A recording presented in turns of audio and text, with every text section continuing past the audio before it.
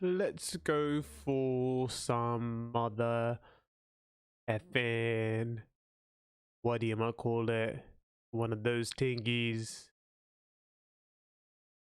Ding ding ding ding. Ding ding ding ding ding ding ding ding ding ding ding ding ding ding ding ding ding.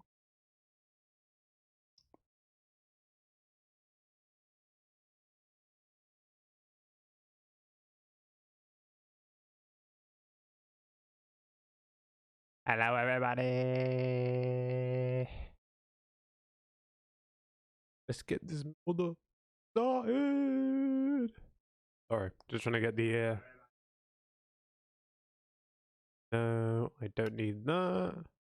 Single player. Let's go into the lab. Hopefully we're not anywhere important. Oh crap, we're in the piglin farm. Oops. You guys didn't see nothing. Nobody saw nothing about my piglin farm. Hold on. Video set.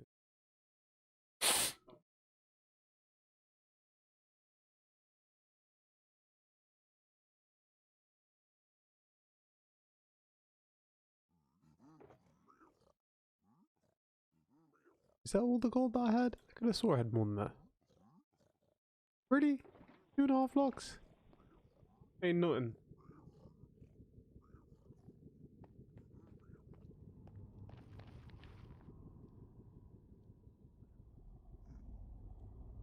That is pathetic. Hold on, let me put some music on. Actually. So...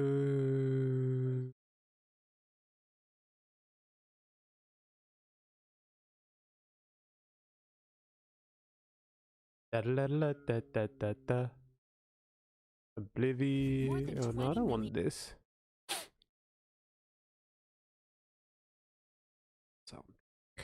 Sorry, I just got to set everything up, obviously. Alright, let's start off with some Zelda music and see how long we can go from there.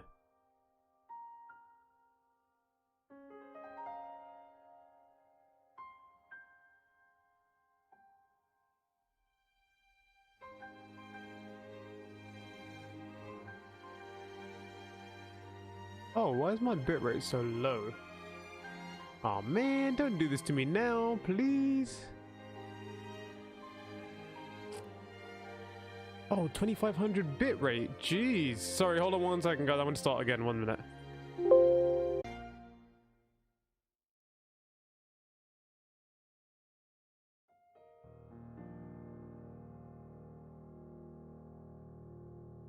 Did that change anything? Hopefully. Now I'm back.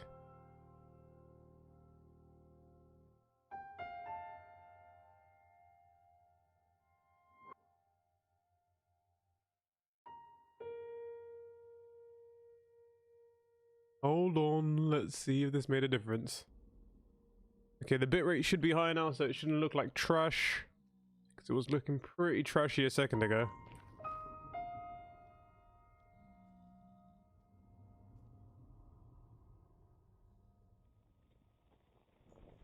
Hold on, now it looks a little bit laggy. Let me just make sure there's not too much lagginess going on. Oh my god, that lagginess. Oh my god, I just got absolutely annihilated. Oh, that is so annoying. I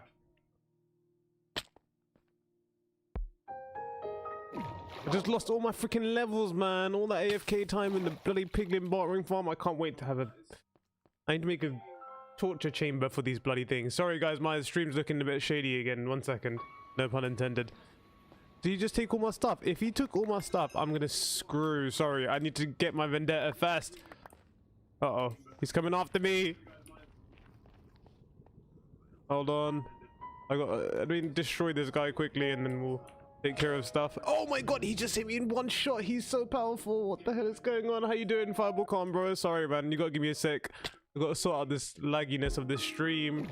I gotta sort out this stupid zombified piglin. I swear, if he takes any of my stuff, I am gonna be absolutely fuming.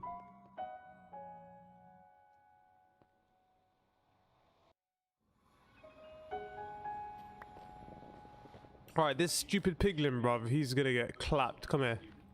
Come here, you stupid. Bro, all of that just for 2 hits. Okay, a 90 bitrate was too much. Sorry, I have to do some testing, guys, because I've been having too many issues with lag and stuff like that. Please don't hurt me. Please don't hurt me. Don't hurt me. Don't hurt me. Ah, you son of a...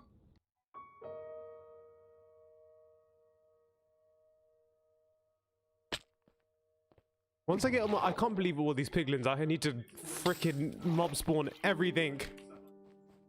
I mean, mob proof spawn. Sorry, guys. Air warning, I guess. Oh, look at this little bag over here. Oh my god, is he one-hitting me with his stupid bow? I don't even know what to do, dudes. I ain't got nothing. No! I'm getting wrecked so badly. Oh my god, I'm gonna eventually get there. I still need to get things fixed. I need the stream to look good. I'm so sorry, guys.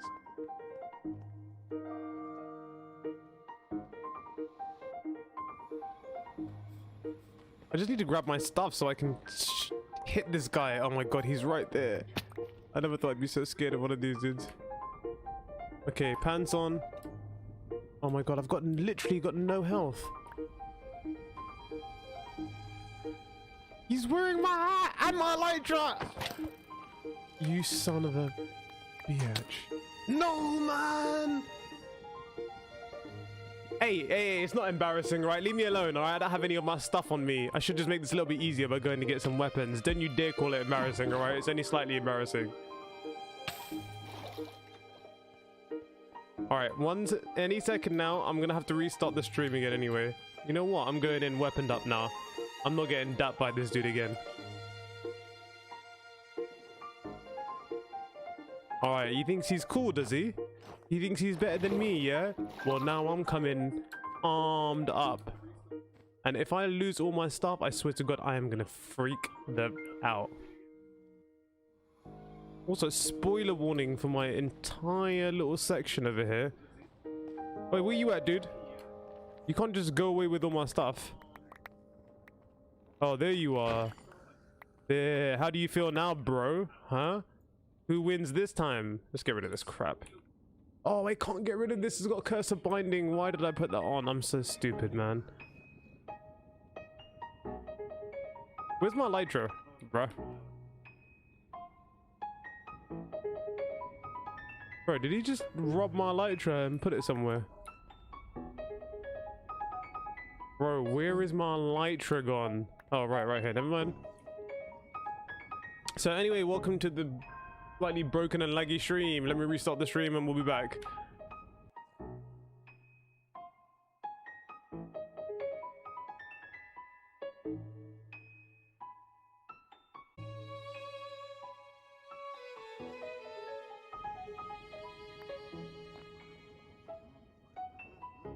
How's it look now? Everything look better?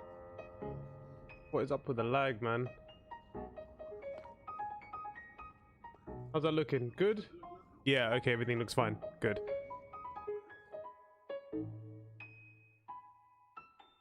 I don't understand why it still lags like this. It shouldn't be lagging like this, but oh well. Okay, let me just do some configuration, make sure I don't get popped off again.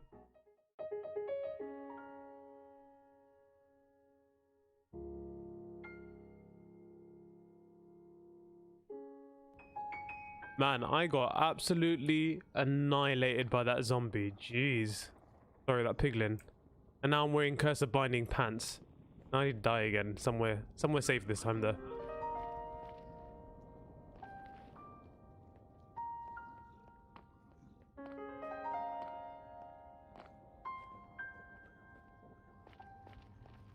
Okay, do I have everything I need for now? I just get... Rip.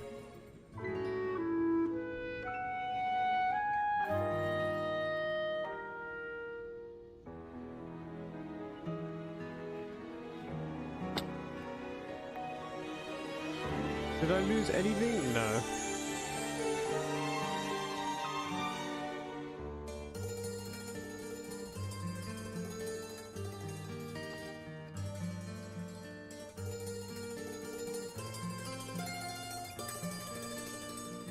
And the stream's such a mess right now. If anyone is watching, I apologize.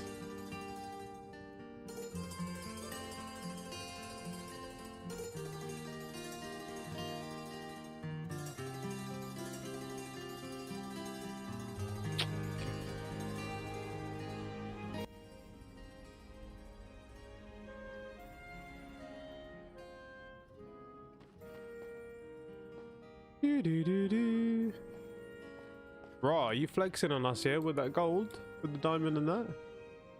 Fair enough.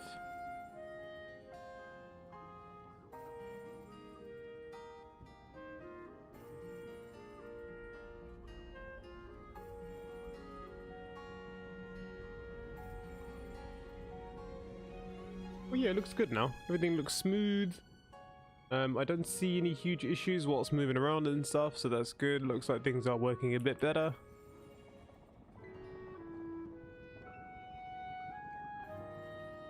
Zelda music is definitely the best. Ideally when you're not getting annihilated by a piglin, but yeah, otherwise always good. Alright, let's go ahead and put these building blocks away in here because we're going to need them later, but I don't need them for the grassification. We're going to also need to put some of this stuff away, so one sec.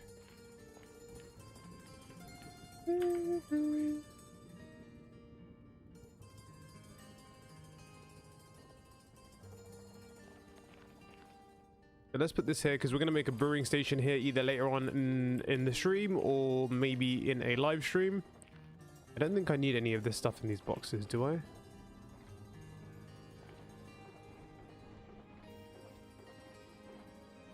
I died 4 times to that piglin. I lost like 300 levels from that. Not like it really matters, but you know, still depressing, right? Right, let me kill myself on my mushroom island near my bed so I can get these pants off. My netherite pants back. Do you know what another issue is? I don't have any food left, and I haven't set anything up to get food going again. So I think my next objective should be a renewable food source because dealing with food is starting to become a little bit irritating. But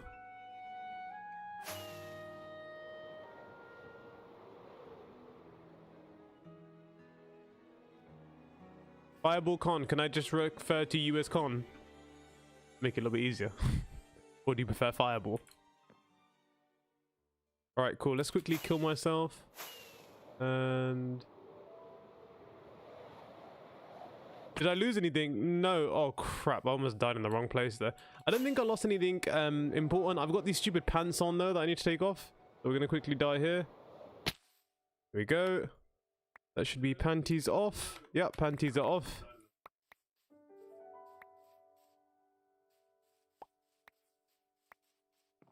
Yep, there they are. That's good. I'm gonna put those back on again. I kind of just put it on in like a last minute resort because I needed something. Didn't even look at the bloody thing. Back thingy, some boots. All right, I think we're looking right now.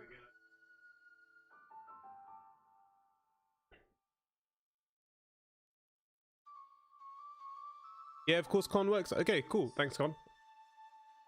Right, so everything's looking a little bit better now. Not a great way to start the stream off with multiple deaths, glitchiness.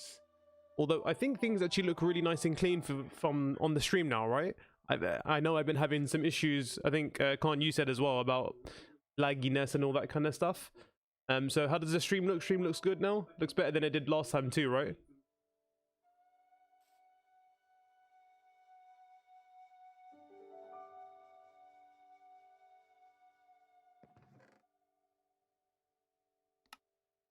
I think it looks better just in general than the videos did last time, so I don't know. I'm working on it. There's some issues. There's nothing really to do with like the shaders or anything. It was a couple other issues that kind of got in the way of everything, so like I said, I think I figured them out now, so we'll see how it goes.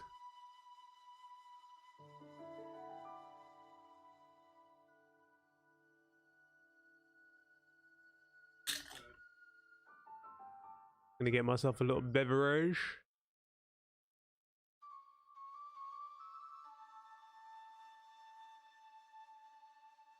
Mm.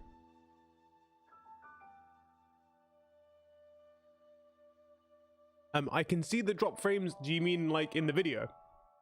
I can notice like certain drop frames here and there. I'm assuming that's to do with certain locations. Like the piglin farm has a lot of stuff going on, like a lot of entities and stuff. So when I go to the piglin farm, I'm gonna generally see stuff like that. But I get minor drops, but the one that you on the video last time, that was a lot of consistent drop in frames. So that was a lot worse. The video, I kind of noticed it after I had published it. And then I kind of tried to make some corrections, so hopefully we should see very few dips or no dips at all, hopefully. There's not too much I can do because I stream, record and play all on one computer, so it does sometimes become a little bit hard. But yeah, mainly the drops happen in places like over there or in the piglin farm or like over here, usually where there's a lot of stuff going on. OBS seems to always think I'm doing all right, but I don't generally stare at the numbers when I'm playing. I'm too usually like, I'm quite new to this, man. I just learned OBS, video editing, and all that kind of stuff in like March or April or May even. So I'm still trying to figure it out. Still trying to figure out what I should and shouldn't be doing, but hopefully we'll get some good results soon. Okay, let me put some of this crap away first of all. I don't need any of these. I should have put the redstone stuff back. I should have put all the stuff in the shulker box. I don't. Oh man, hold on. Let me quickly go to the back to the place.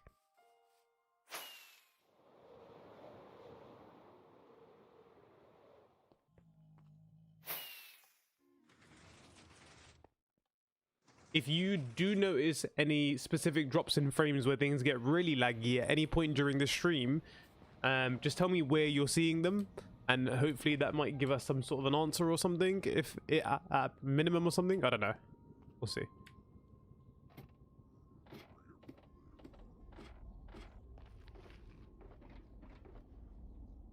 So let's put these droppers back. I'm gonna put these hoppers back. Where is my ender extender? Ender extender.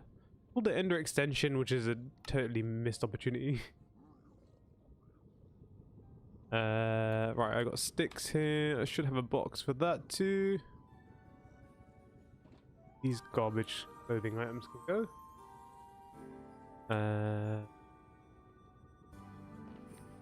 I do have a bone box here. My slime blocks. Okay, should I sort out food first, or should I just crack on with the project? Because, well, actually I might need to sort out food because I'm probably gonna die. And let me go do some trading after this really quickly. Should take me a few minutes to get some trading done, just to get some food to keep me going. I think the mushroom farm is going to be next. I'm going to do some testing after the stream. If I can get all of the mycelium replaced, then I can kind of have like a quote-unquote mushroom perimeter, if you will. So, yeah, we'll check all that out, man. There's so much stuff in this place.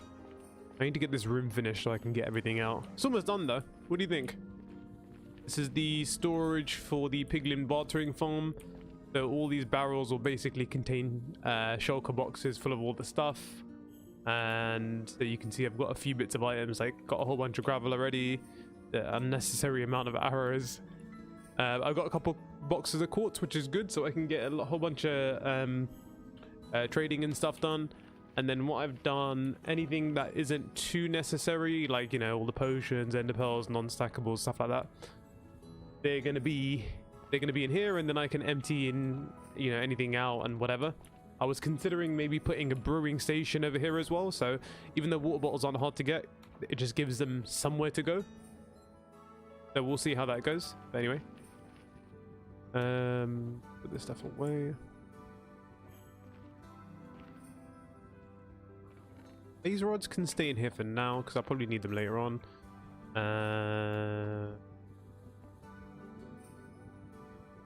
Let me grab some spectral arrows, why not?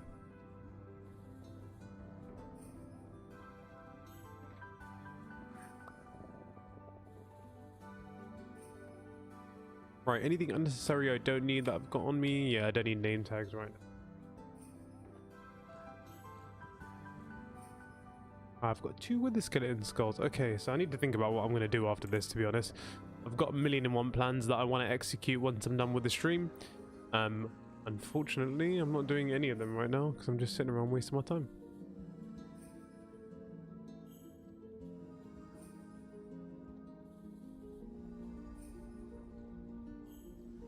Okay, that seems good. We're going to get some food in a sec to get us back to base. Let me grab these rockets because they're going to be important. Do I need anything else that I can see? And the amount of blackstone I've got just from a little bit of trading or a double chest of gold is quite good. Blackstone seems to be the thing that you get the most of from this farm for sure. Blackstone and gravel.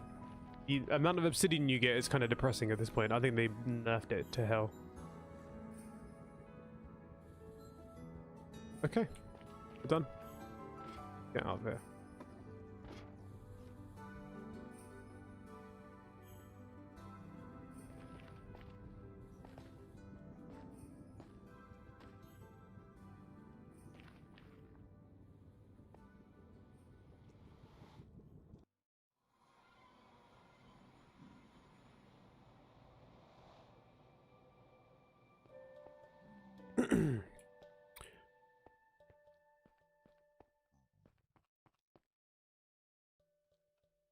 Bartering was definitely too OP before. Yeah, you're right. It's most. I think the levels where it's at right now is probably good. The issue at the moment it really is just that some items are just so less. Like for example, the obsidian and crying obsidian. You don't get very much of those. Probably for good reason. To be fair, it's a good number to help you out with certain things in the world, but not so much that you kind of become reliant on it. But it would be nicer if I can get a little bit more out of it. Okay, let me quickly go and sort out some food and a couple more shovels and then we're done. We can get on with this freaking project, bruh. Okay, you're gonna see a little bit of a lag spike in here, entities and whatnot.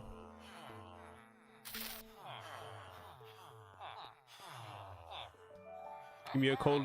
Ooh, hold it. Give me a golden carrots, boy. Oh, dude, refresh your trades once in a while. Don't be shy.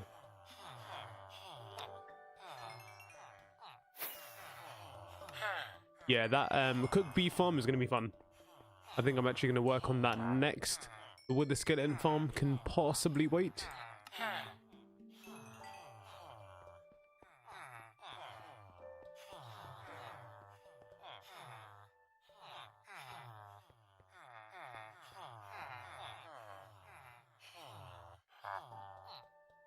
So shovels, shovels, shovels, shovels.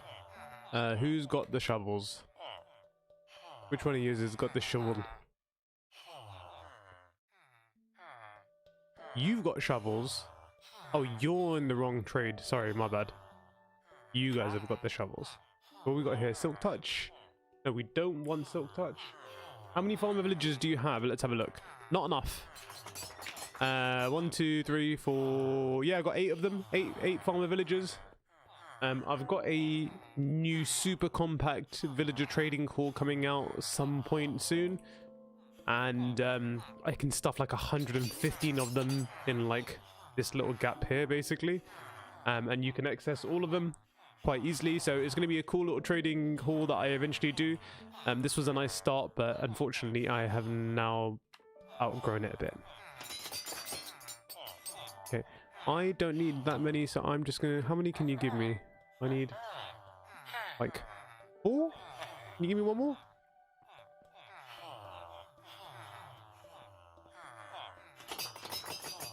I've got a lot more toolsmiths, mostly for the iron. That's a lot of carrots. It's not going to be just farmers though.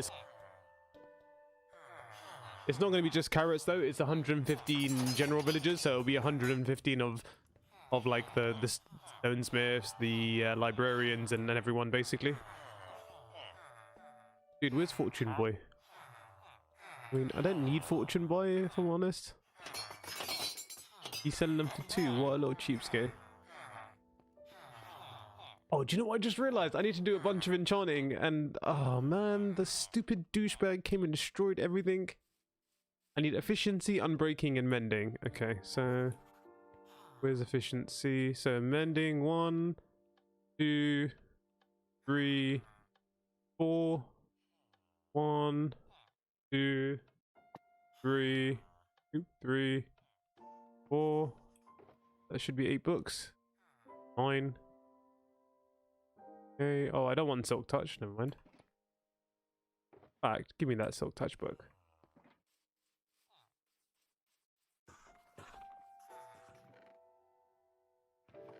Oh man, I forgot which one's which now. That's been breaking, mending. Where's Silk Touch at? There we go. Silk Touch can go back in storage. My mod for a while now. I have to just set up that. Very useful. Yeah, that's probably the best thing to do. The only thing I'm missing in my one is some things like the bow enchantments and stuff. As far as everything else is concerned, as you can see by my little vending machine here, everything else is in abundance pretty much. So I've got mending, unbreaking, and I just need efficiency 5. 1, 2, 3, and 4. So 1. Oh, I'm out of efficiency. I've got 2. Okay, anyway. Give me those for now. Quickly go grab a couple more efficiencies.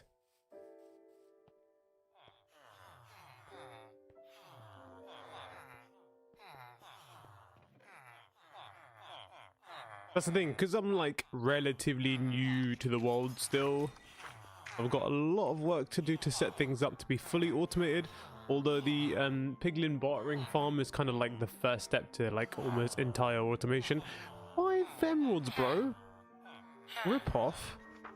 I only need 2 luckily for now, but I'm going to complain to your manager, mate. Oop, I need that. That is extortionate money, if you ask me.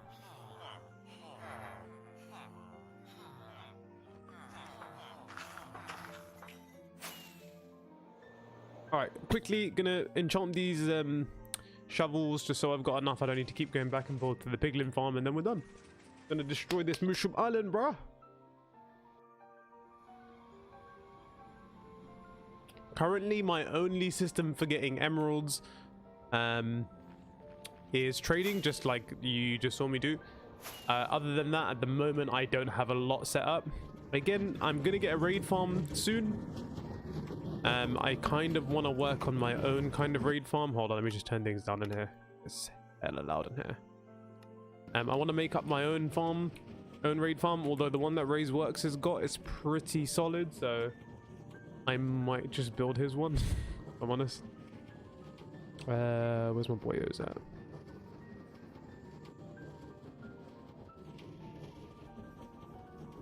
Okay, let's get this shulker box set down. Why did I bring the emeralds with me, bruh? Let's put that at the entrance. So fortune, we want efficiency, unbreaking, and mending. Any ones that I don't care about destroying? I'm worried that these are all gonna pop off. Yeah, very OP. The those farms are crazy OP. Those actually do need to be nerfed too. It's a little bit unfair. Like, first of all, the amount of totems of undying you can get pretty much a lifetime supply of totems of undying from like an hour's AFK session, and then emeralds kind of the same too, to be fair.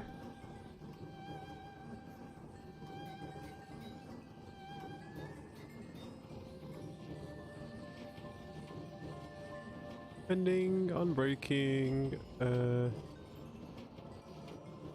efficiency. Wait, what? Did I just get rid of an efficiency? What did I just do? Bro, did I do stupid? Yeah, I did stupid. I don't know how, but I did definitely stupid. I did big stupid.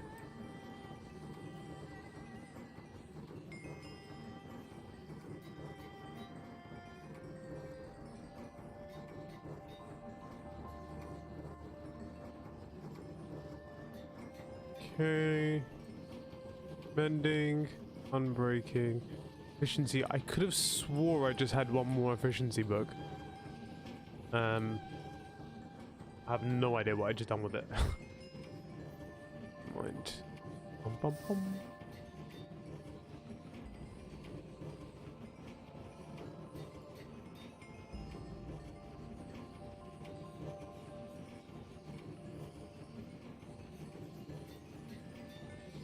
Okay, we're good. I should be having one more book that I'm going to be doing, but apparently I lost one somewhere because I'm stupid.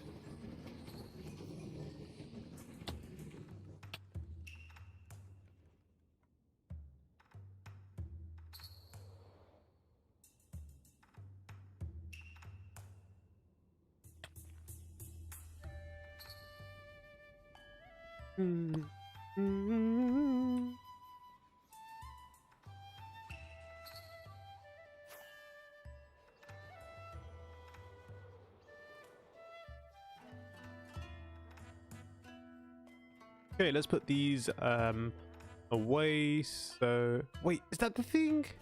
Oh no, I lost the book, didn't I? Okay, never mind. So efficiency,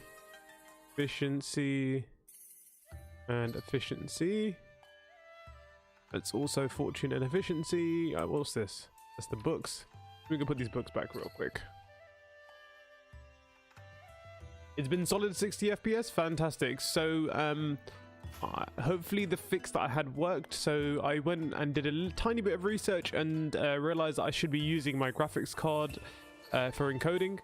Again, didn't know that. But it seems to have made a difference. Hopefully the recordings look good for you guys too next time. I'm keeping a little bit more of an eye on the next episode, so hopefully I have some result for you, man.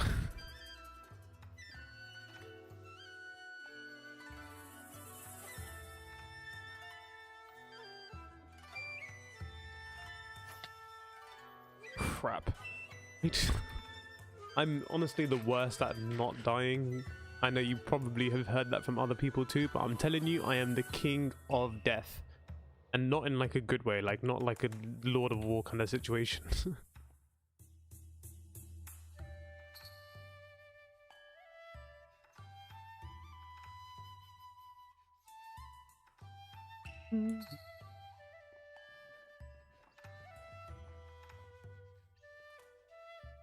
Okay, let's get in some grass blocks. Do we have more?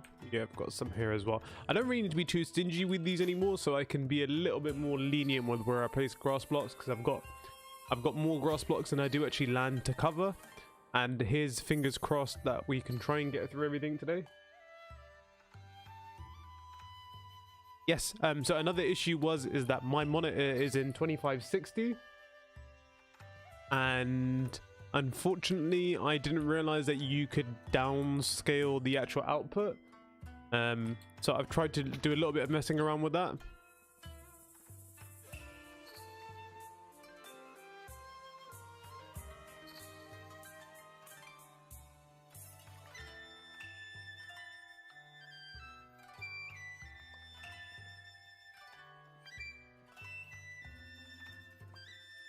Yeah, for someone who's you know, technologically advanced like myself, I do tend to make some pretty noobish mistakes with certain things sometimes. One of the things is not reading up on best practices for certain things, but I might actually do even more research later on today once I'm done with this, and see if there's anything else that I can even do just to make things better. If I can get something like really cheap, like if it costs money but it's like pretty cheap and I can get it, and it helps improve the quality, then I'll get that too and see if I can do anything. Probably worth the money for me, I guess. Although, you know, don't exactly make money off this, but you know how it goes.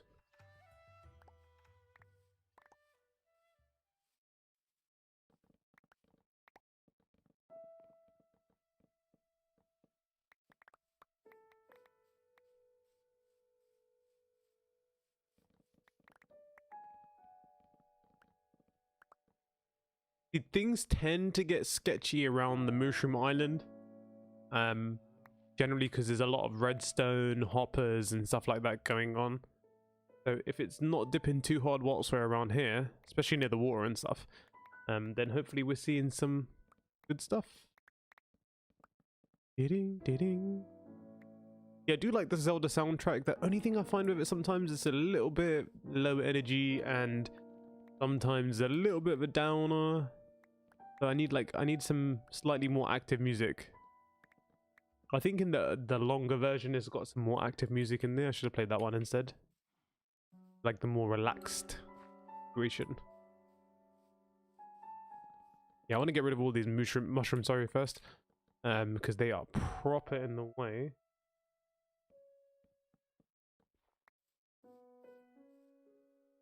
I don't really need brown blocks.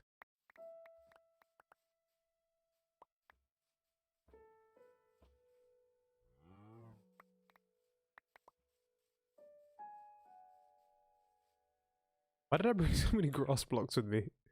It was so unnecessary. Let me go and put this in the disposal. This is where I saw a lot of frame drops when I was checking the recording last time. Was in here somewhere. Okay, we'll let that do its thing.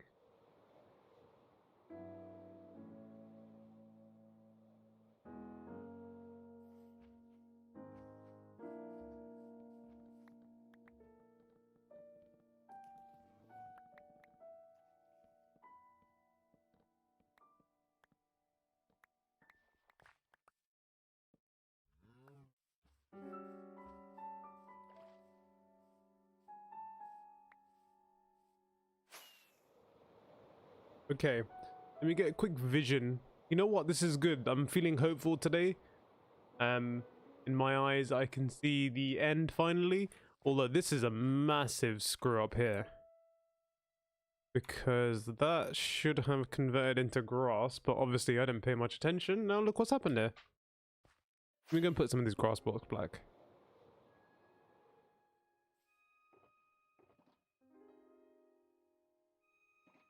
In fact, we're taking one of these with us.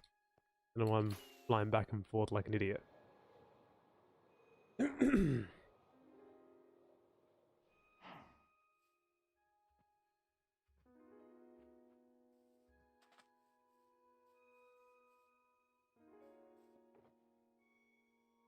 we'll take a few more of these. I'm gonna have to remove all of this again.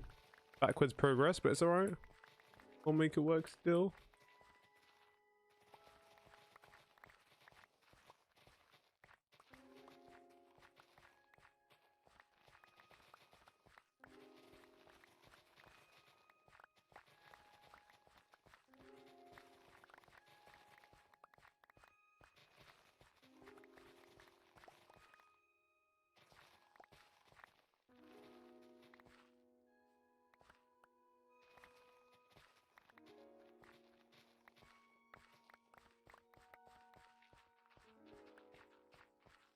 I wonder where the oh, right here. I'm gonna say I wonder where the mycelium took over from.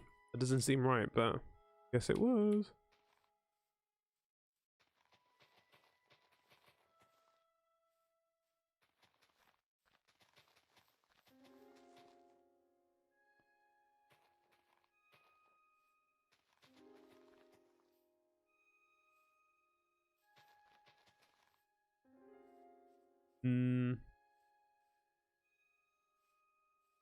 This should be enough to combat some of this mycelium, hopefully.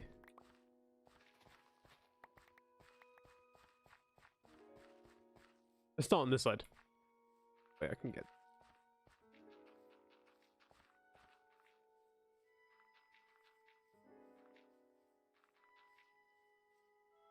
Look at this little infestation, bro. Get out of here.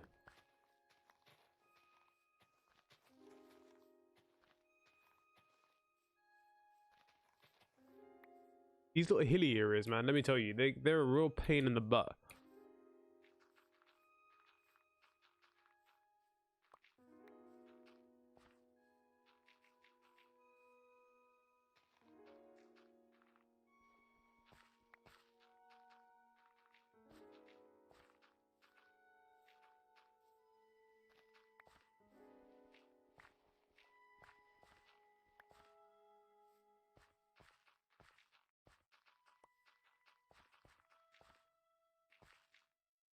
I don't know if I've got any dirt blocks left here. Oh, actually, I do have some in the main storage. Actually, go and grab what I need. That place.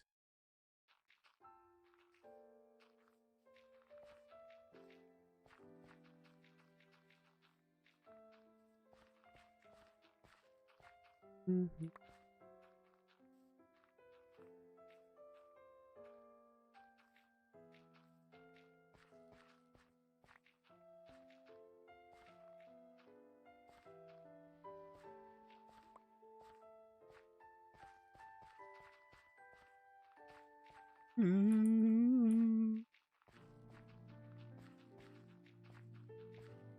Hold on, I'm just gonna open up a window.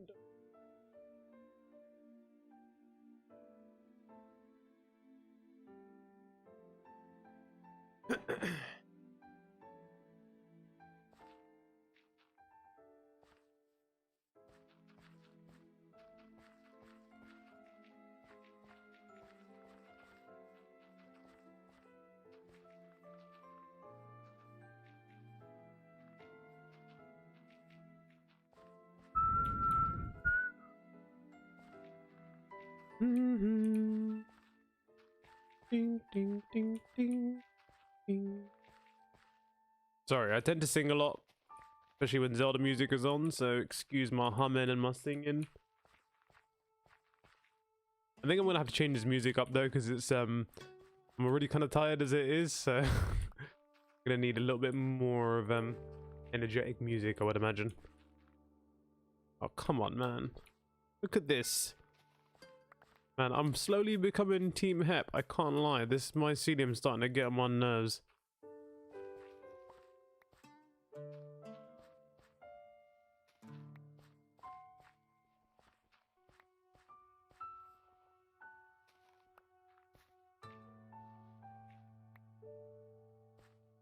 Stream's relaxing? Good to hear, bro. We'll keep it at the same tempo in that case.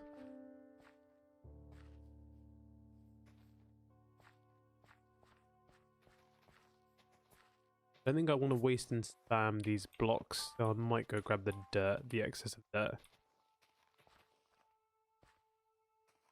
Oh, amen.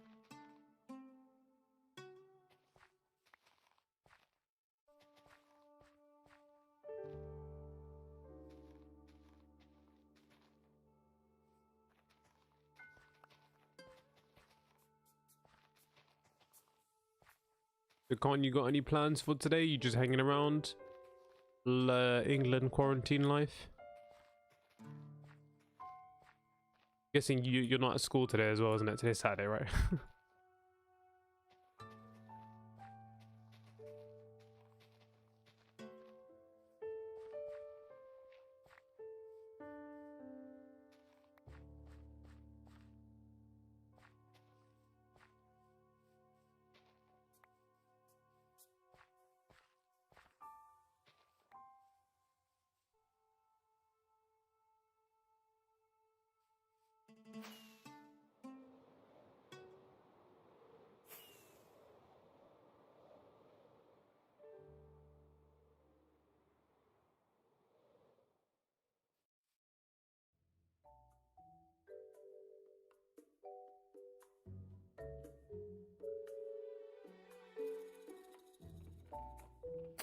I've got a little bit of dirt. Okay.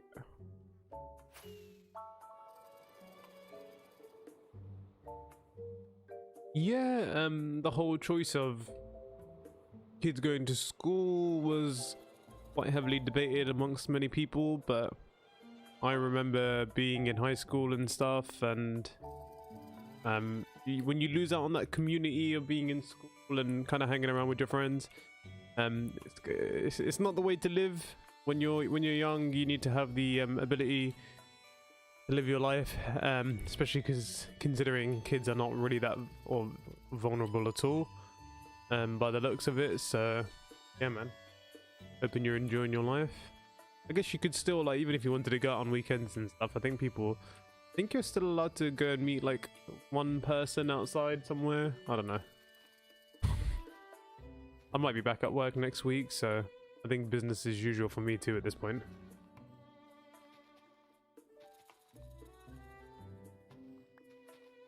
I am 29.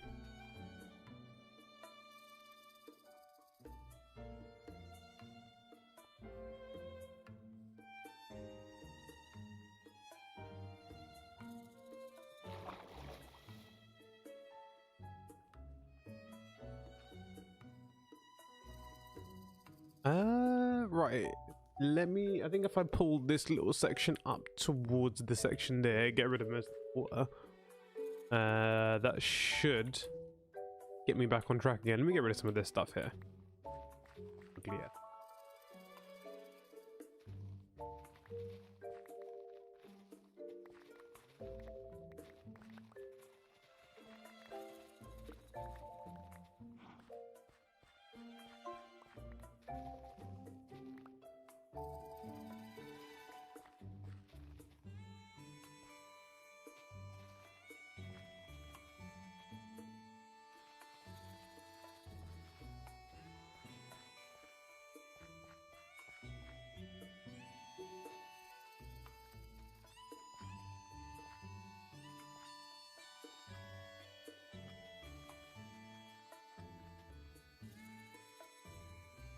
Anytime you don't like anything that I say, you are eligible to say, okay, boomer. I think I apparently get into the boomer category at this point. Who got me into Minecraft? Great question. The reason I originally started playing in the first place was almost entirely down to... I'm trying to think if there was any other factors. I think mostly it was Ilmango, because when I first saw the game, as most people do, I was like, what is this kid's game? Doesn't look interesting, it's blocky, doesn't look good. Oh, actually, so the first step was shaders, and I was like, oh, the game can look good. And then I started realizing, so I started watching a few more videos and stuff, because I was intrigued. And then I realized Ilmango existed, and I was like, oh, so you can make really cool stuff in this game. And it's not just about like building pretty things and stuff. Sorry, millennial, you're right. Or Gen Z. No, you're Gen Z, I think. I'm a millennial, yeah. You can just call me a boomer, it's funny, I guess. Yeah, so Ilmango was probably the reason why I started playing the game, because I was like, oh, you can do cool automation stuff, and it has like, you know, redstone is basically like mechanical stuff, right? So when I realized that you could automate certain parts of the game, I was like, oh, now this game seems like something that I would actually play. And then here I am now. I've been playing only since October, and I've been making videos since I think April, May this year. And then I think, yeah, so the reason for playing the game was probably Ilmango, and then making videos I think would probably be Etho. I really enjoy Etho's video style. I can't mimic it, and I don't think most people can, even if they tried. Etho, I think, has an individuality to himself that is almost what makes his videos him. So yeah, I really liked his video style, and I was like, you know what, he makes good videos. They're interesting, there's something different about them most times. So yeah, I saw his videos, I was like, might as well give it a crack. Yes, I also really love Etho. Etho's my favorite overall YouTuber. No, that's a lie. I'm gonna give Ilmango the crown of my favorite YouTuber, because there's just so much that you can get from Ilmango. But Etho is definitely my favorite, like, let's player for sure. And yeah, every one of his series, man. Yes, exactly. That's exactly my point. It was when I saw, so I would watch his videos, and then I would watch, you know, someone else's who, you know, I can't really name any names, mostly because I don't want to, but also I can't really remember any specifically. But I used to watch someone else, it's like, you know what, these videos, they don't have any love or passion in what they're doing. They literally look like they're making YouTube videos just for the sake of monetization, for example. Whereas Etho obviously is motivated by his channel and his income, but there is definitely a level of like love that he puts into his videos that really bleeds out into everything. So yeah. Long answer, long. Yeah, I love Ether probably just as much as you do. Yeah, okay, so I understand what you're saying. I totally get the, you know, he doesn't quite have the enthusiasm of someone like Etho who really brings a video to life. But again, his is another kind of passion that I see. Like, his love for redstone is something else that really obviously bleeds out into his videos. So even though he doesn't sound as enthusiastic when you're watching like his Let's Play series and stuff, he really has like this, like, you can, when you hear him talk about a redstone video, you can hear the love in his voice. So even though he sounds like he's not that entertaining, you can tell when he's discovered like a new feature. Like, I don't know if you watched his shulker shell video, when they found out about the renewable shulker shells, and the Cycraft server made the little farm around it. I could hear the joy in his voice. Like, he's been screaming for renewable shulker shells for so long, and that's the kind of love and passion that I really enjoy and stuff like that, because you can tell someone who's really in it for the game and not necessarily just to make YouTube videos. But let's be honest, I don't know if you follow Ilmanga very much, but up until recently he was putting very little effort into actually becoming a big YouTuber or being seen very much. He would make videos and his thumbnails would just look kind of whatever, and they'd be like, you'd say low effort, but it was just his objective was to get the design and stuff out there.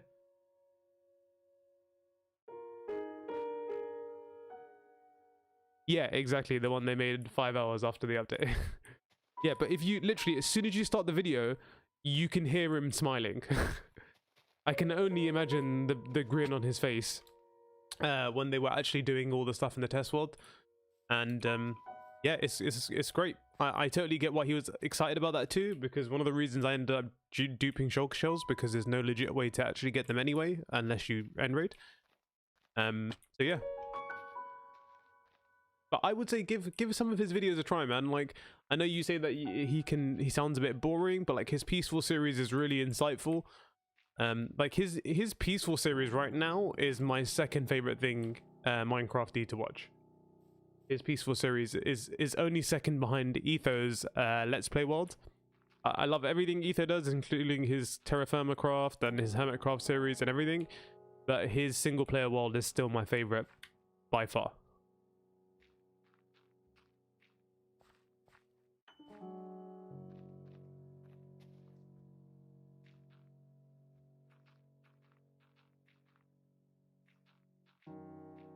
I hope one day I can make content as interesting and heartfelt as Etho. I do try. I do try and put all of my love and everything into videos. Sometimes, unfortunately, you know, I make mistakes, like the whole laggy videos and stuff like that. But I think generally speaking, I put in quite a lot of effort into my stuff, whether it's seen in a video or not. But yeah, I hope one day his level of eliteness will be something I look forward to. Not to copy his style, but just to copy his enthusiasm. Yeah, exactly. So I'm not a huge fan of modded.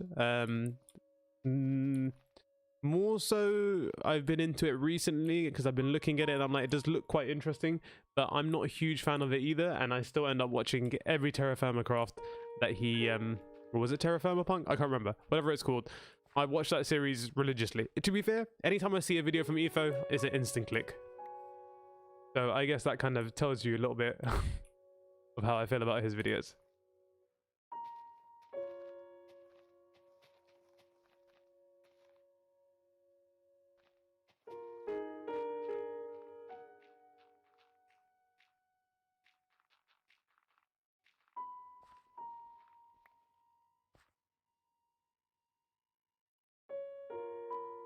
Yeah, yeah. The sorting system on the bartering farm was that was like a giga project. That was one of those like mega projects that looks like, if you're not 100% sure about it, looks like a very simple kind of thing. It's just like a bit of placement, but that took me like 13 hours, solid hours of non-stop, especially when you have to like snake hoppers around certain places and stuff too. Dear lord, that was a real pain, man. But again, like stuff like that with automation, yeah, it takes so long to do, but ideally the situation is that you would set up automation so you waste so much more little time in the future having to deal with stuff like that. So I'm always happy to put in the effort for something like that when the return is good.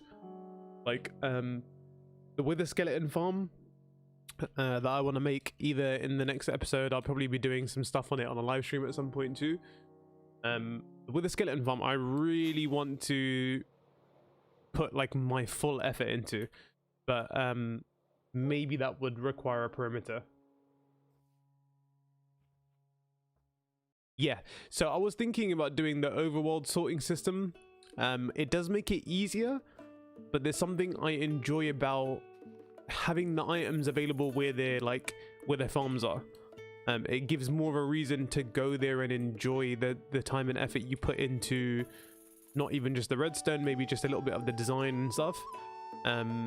So I try and avoid having like sorting systems in completely different places, and it kind of adds that kind of character to that specific place, for example. But yeah, I saw Logical Geek Boy did that with a lot of his farms, and it's a great idea, to be honest. It's so much easier. Apparently I don't like easy though, for some reason.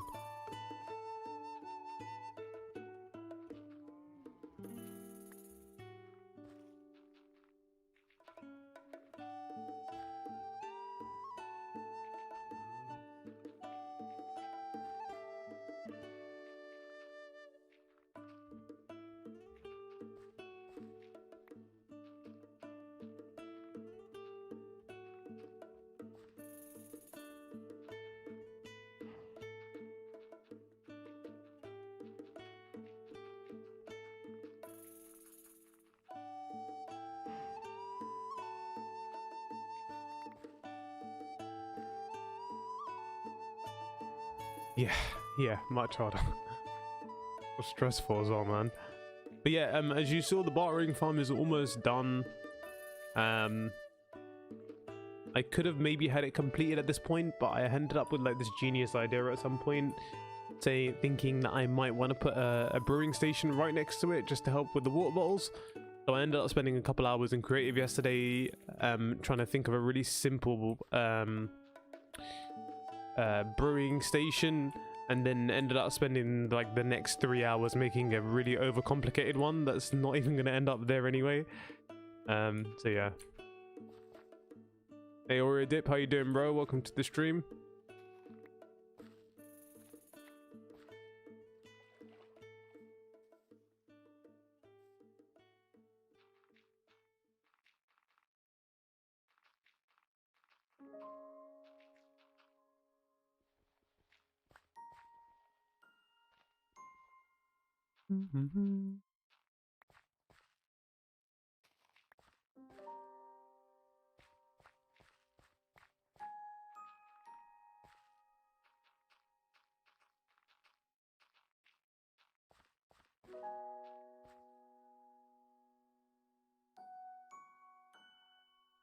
Tell me about it, bro.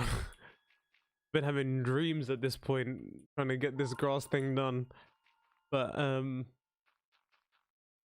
I got a bit consumed with the Priglin bartering farm, and now that that's getting close to completion, I thought, do you know what, today was a great time to do a little stream just to keep updated on the grass thing.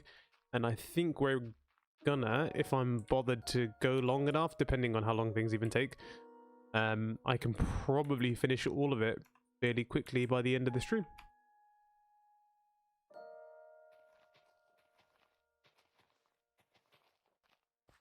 Go away, mycelium.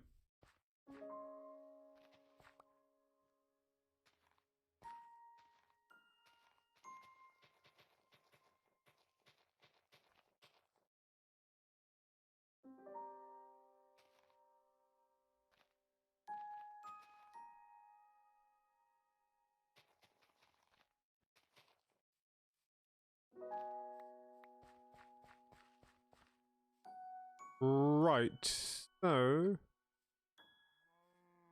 I'll get rid of some of this little island over here because it's kind of oh, never mind. I forgot that I grassified all of this already. You know what? There you go. I have the energy for this right now. Let's just make a little lump here. There we go.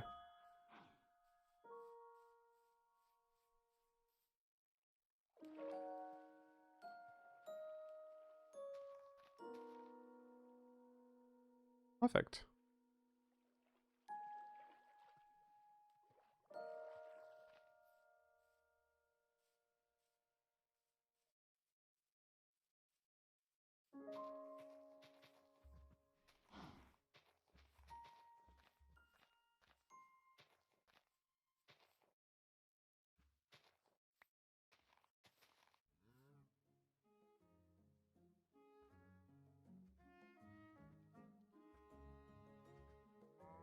You know, even if you place things above mycelium, it doesn't turn to dirt.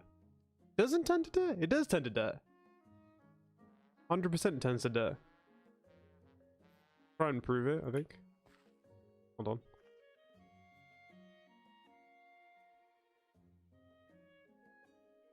on. Leave this island, Oreo? I'm gonna have a little place where I can let some mushrooms grow, which will make a little bit more sense, which is why I can't really leave any of this island as mycelium, because I'm planning on creating a mushroom farm. I need to make sure they're least spawnable as possible.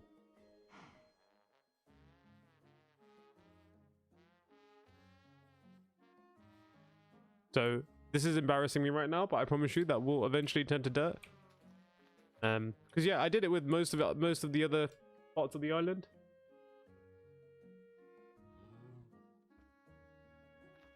The one on the bait. Oh right. Yeah, you mean like this part? I kind of already wrecked it now.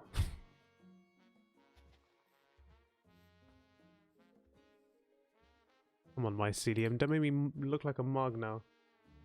It does change, I promise you, because someone mentioned earlier to me that the best thing to convert all of this into grass was to place netherrack on top of it, let it all turn into dirt, and then place down like one block of grass, and it would convert pretty much everything. To my left. So do you mean this part? Oh, this bay over here. Yes. Okay. So that I'm not going to convert. That will stay the same. I don't need to actually worry about that at all. I might even make it a cooler looking little mycelium island. But like a little bit more of a theme, so it looks and stuff like more like a little separate island that I've just left there. But I've got so much more mycelium, so I can extend that out later anyway. Right, how are we looking over here? Oh, I bet you I'm gonna get mugged off by this, aren't I? Right, still mycelium. Okay, let me put that one on there as well. We'll be back to monitor this to test your theory, although I'm 99.9% sure it does change. Because you know what, I am sure it changes because I've done it on other parts of the island as well, where I just place stuff along the sides, like on these little ditches or these little curvatures, and then basically let it turn to dirt.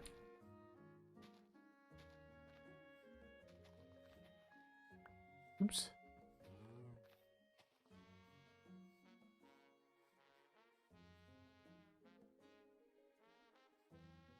What you were thinking is that, well, what I think you were thinking is that mycelium is more powerful than grass.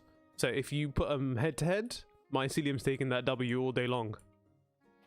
Grass is a little biatch. Can't handle the overtaking of an island.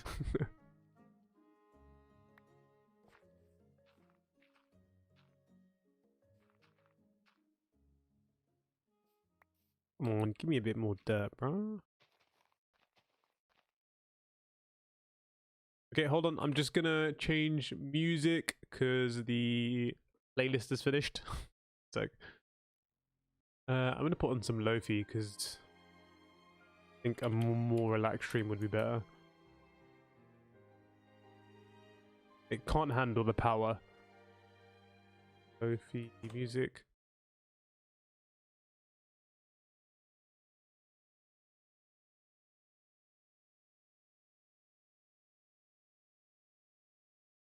put on a Lofi radio station, that might help. What mods do you have? So I will show you. Give me one sec.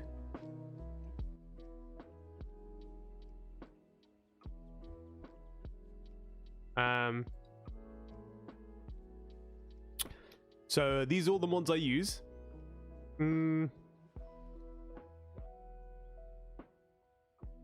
Most useful one is inventory sorter for sure.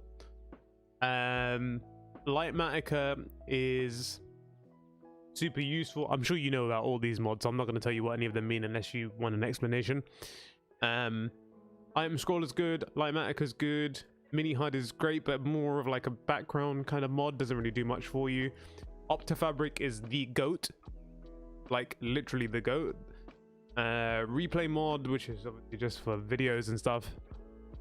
And shulker box tooltip, definitely up there with elite mod.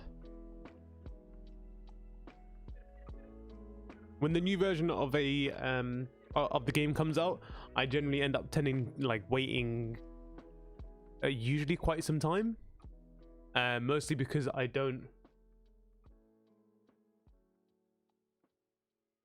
I usually put the Lofi on. I think it's copyright free. I'm not sure. I think it's copyright free. Let me know.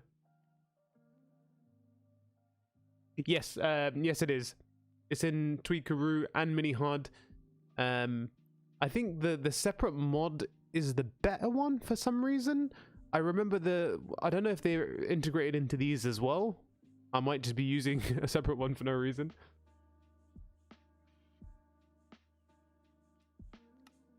But yeah, those are the mods I use. The whole shulker box tooltip thing is almost essential at this point, and fabric mod in general. For me, I can't play without fabric or carpet. Mostly for redstone related stuff, but generally speaking, it seems to be one that I always want in my my list of stuff. But you're right. I hope the Lofi radio station's royalty free. Or you prefer Forge? I get why people prefer Forge, but I'm pretty sure Fabric is going to overtake Forge at some point, because Fabric just generally has a better infrastructure situation. Like it handles the game a little bit better. There's mods are now more openly being created for Fabric, more so than Forge, I think. And the only thing Forge has a huge advantage of as of right now is world edit. So it's becoming a little bit difficult for me to do stuff. Yeah, Vanilla Plus, tell me about it. I still consider my gameplay vanilla. If anyone says, oh, do you play vanilla Minecraft? Yeah, essentially I do. Everything that really runs the mechanics of the game and makes things different is still the same. You know, you're not changing mob spawning or anything like that. Like, item scroller is crazy useful. The way you manage your inventory is kind of crappy. And you know, I really can't be dealing with sometimes with all that kind of stuff. I just wish there was a bit of Fabric has better performance and development process for mods is quicker. Yeah, Fabric does work better. Yeah, like I said, I get Forge. I understand why people use it. For me, if World Edit was on Fabric, there'd be zero reason for me to ever use Forge though. There's just too much stuff that makes it good.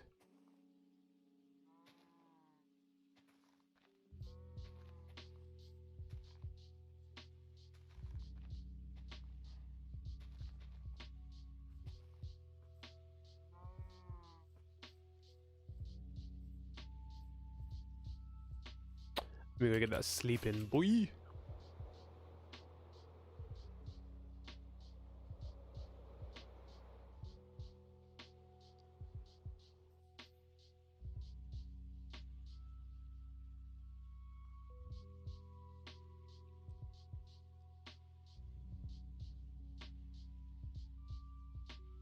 Yeah, that's the issue.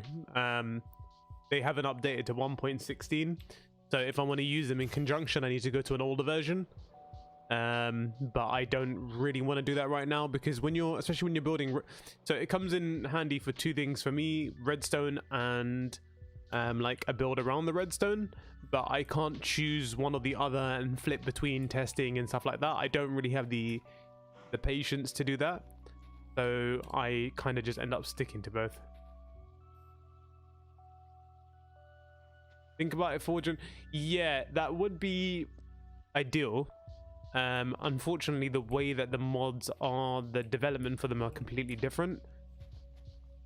Although it looks like Sodium's coming to punch everyone in the face, in terms of performance at least, but it doesn't really have the mod support, you know, to back it up. But Sodium's got hella performance increases. But again, not enough for me to be bothered to change anything, to be honest. Wait, mushrooms, get out here.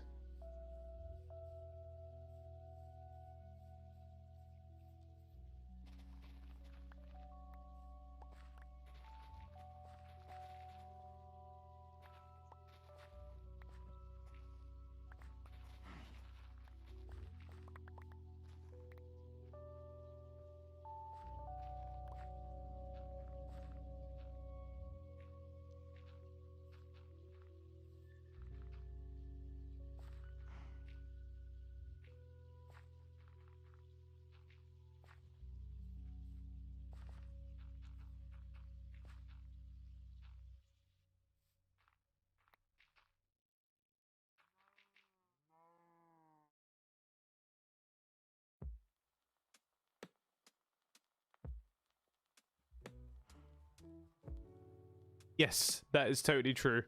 It's like the stuff they usually use on servers, for example. What do they call it? Like Easegray or something? I don't know, I forgot what the name is. But there's a mod that people usually use that essentially changes like most of the game's mechanics, but makes the performance of the game like significantly better. But like stuff like that is not what you ideally want. Got to go, be back in 30 minutes. No worries, Oreo, if I'm here, I'll see you then.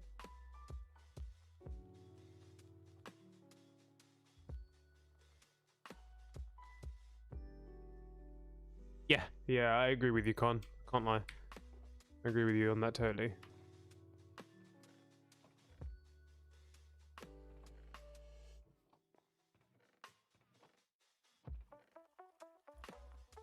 Like for me, it would be kind of hard to play like vanilla only now.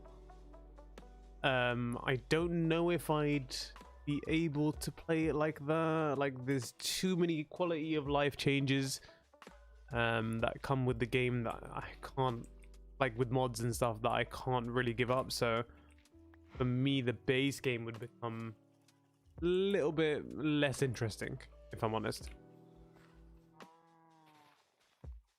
Now, I'll tell you something that I find interesting, not that you asked, but it was in my mind.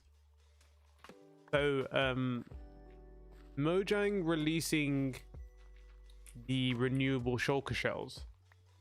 Them releasing that after the announcement for the update and not mentioning that at all during the live, but then still kind of putting that in a snapshot is a really good sign for me, at least. So one of the things that I found when I watched the original reveal for 117 on the live, I thought, you know what, this does look good, but you kind of have this issue of they weren't taking as big of a risk with certain things as I would have hoped. The game is getting now to the point where it's so big, even bigger than it was, you know, whenever the best update they would consider came out, right? The game is so big now and so much more different. They do need to sort of address it. So when I think when everyone saw bundles, for example, bundles seemed a bit crappy in my opinion. Like I thought it was almost a step backwards in some way. And then the fact that they went ahead and said, hey, we're probably gonna, now this is the problem. was it intentional renewable shulker shells? Is that what their objective was? Was it a feature they added? I can imagine it was a feature they wanted, because it doesn't really make sense to change a mechanic like that for no reason. But I do have one guarantee, is that the way that it currently works will definitely change. I think they're either going to nerf the ability a little bit or something. I don't know what they're going to do, but there is definitely a feeling that they're going to change something up and it won't be exactly how it is. But yeah, sorry, to go back to the point, it seems like they're very open to making changes besides the ones that they showed us in the Minecraft Live. Yeah, exactly. So the way that the live was pointing the game to was almost like they said some words that you might have picked up on as well, that kind of made me a little bit worried. They kept talking so little about end game stuff, and it was all about, oh, you know, when you first explore and you first do this. And listen, I played this game from the beginning 3 times, and the only time I enjoyed beginning game content was the first time I played it. Now obviously I might be different, I may not be like most people are. I'm sure you're kind of a similar player to how I am, actually, by the way you're saying stuff. But their constant focus on, oh, you know, the first time you go into a cave. Yeah, lots of features were highly unnecessary. Like, the hell was that? 100%. The telescope thing was such a waste of time. You know, okay, so to be fair, I actually will give them credit for that. The reason why they put the telescope in there is because people like you and me would just use Optifine Zoom, and you best believe that when the game comes out, when 1.17 gets updated, I'm going to continue using Optifine Zoom as long as it's available. But when you think about the yeah, like the Windows 10 version and the mobile versions, they don't have anything to do the same thing.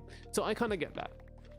When you and me look at it though, I think of it as probably the most useless item that can be implemented into the game. Another thing is copper doesn't have enough uses. It should have another redstone component that it uses, because copper is generally something used in electrical components and stuff. So yeah, stuff like that is, you know, it was all a bit weird for me at the beginning when I was watching it. Just constantly hearing, you know, the first time you explore and the first time you saw this, and yeah, the first time's great the first time. I don't know if you've watched like my entire series, which I doubt you have, because why would you do that? But if you look at the very first episode, for example, that I made, I've basically completely skipped past early game content. One of the reasons was because I forgot to record. When I first started it, I forgot that, you know, it might be relevant. But even as I was like still quite early game, I was like, I don't find any of this necessarily interesting. Like, most people know where to go for a diamond, and you know how a first house looks, and I basically just cut past to the point where the Ender Dragon came in. Or after the Ender Dragon fight, I think. The only thing I like about 1.7 announcement was the new mountain generation. The rest sounded like it was pandering to little kids. Exactly. So I have some quibbles with the... So I like the idea of the skulk sensor. So the skulk sensor stuff was good for me, and then like really the skulk sensor, I mean, I love the warden as far as a mob is concerned. The sad part, unfortunately, is they released a new thing like last week or something, where they did like a Q&A with the dev team and stuff, and they kept saying like, oh, we don't want you to farm an enemy, we want you to be scared of them and enjoy them, or some crap. And I was just like, dude, what are you talking about? Like, mobs are like, a creeper's great, but mostly because it gives you gunpowder. Like, other than that, the creeper's basically just a big hindrance. Like, having an enemy just for the sake of it in this game, it's not like you're playing an RPG And even when you are playing an RPG, you usually get, like, enemies drop stuff that make them interesting, like a sword or whatever. And that makes the game a bit more interesting and makes you want to go and fight that boss, or, you know, you get something from it. But they're now saying they don't want the warden to drop anything. In which case, the warden is going to it's going to be useless. Because what, other than the first time you want to go and check it out, if it doesn't give you anything, you'll just go ahead and avoid the enemy and save the time and effort, because it doesn't give you anything for it. Does that make sense?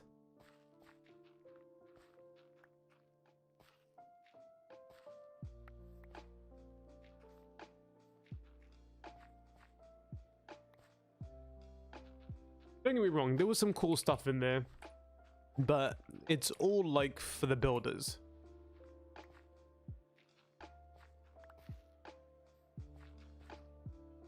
Visual builders, should I say.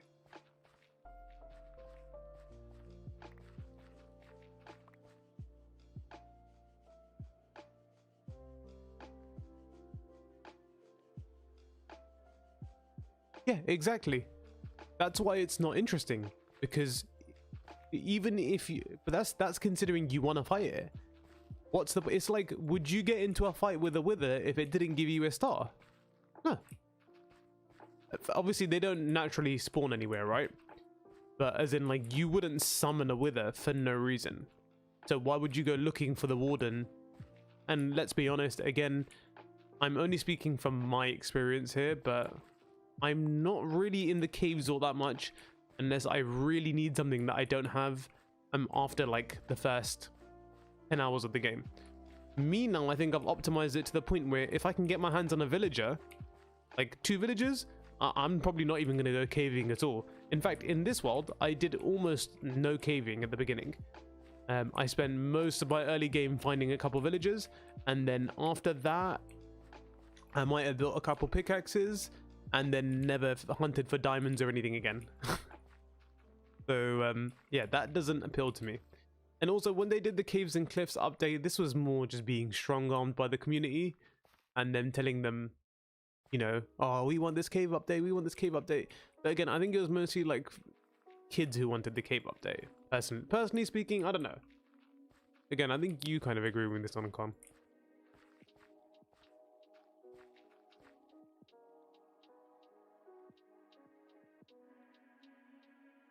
Exactly. So, but again, the Ender Dragon gives you, first of all, it gives you a bunch of XP, and then every time you fight it afterwards, you open up a new end gateway, which not all that useful if we're gonna get you know, respawnable shulker shells, but just nice to have. They look cool, and then if you need to get more elytras, you've always got more places to go without having to open up too much of the world. And also, end gateways can be used for other farms and stuff too, whether or not that's their intended purpose. It gives you something.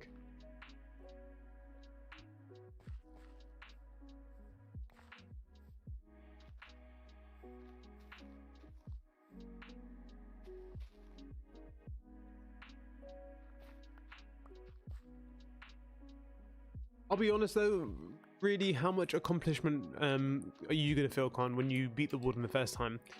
Because you and I already kind of know the strategy to beat it with very little effort, because it's already gone around the internet and it's a valid point. It's got no ranged attack, so the only option it's left with is to run up to you. I don't think caves needed an update, but they were quite boring. But even if you're not going in them, it makes the world feel more alive. You're not wrong about that.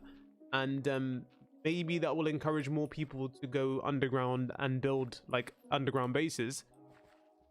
But okay, when you build a base in the overworld, for example, one of the things you're gonna want to do is mob spawn proof everything, right? That's the reason I'm on the Mushroom Island. But generally speaking, you want to make sure you're not going to get attacked by mobs. So yeah, it's pointless. And also, wardens all fun and games, but unlike the Ender Dragon, who has a projectile and can fly and is very hard to evade, you know, what the hell's the warden gonna do?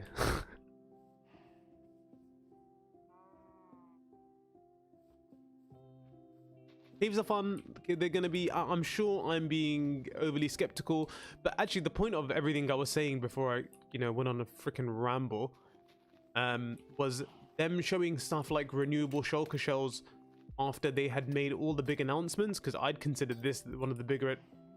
Look at this little scumbag over here. Sorry, Khan, one sec, bro. Okay, let me see if I can get that trident off him, because I don't have a trident right now and I really need one. So let's see if I can get him. Let's see whose range attacks are better, bro. Did you drop it? Oh man, these guys are useless. Don't get me wrong, as far as the mob is concerned itself, I love it. Like the look of it, the sound, the way it kind of, the way it works, all of that is great. I just wish there was more to it and more reason to visit it. Like if you had to fight a excuse me, if you had to fight a wooden, for example, to get a part of a skulk sensor, that would be great. That would be interesting. That would make the mechanic a little bit more fun. But if it's just for fighting, I'm not here for that. I would love to capture one though and keep it in my base. The wooden can be the wooden on my base instead.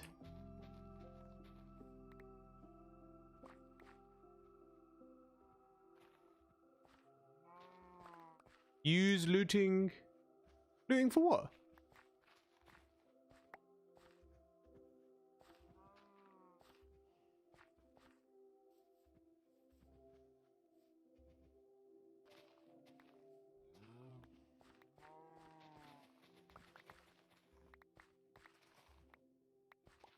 For the debt blocks? You don't get anything extra for using looting and stuff or any of that, unfortunately.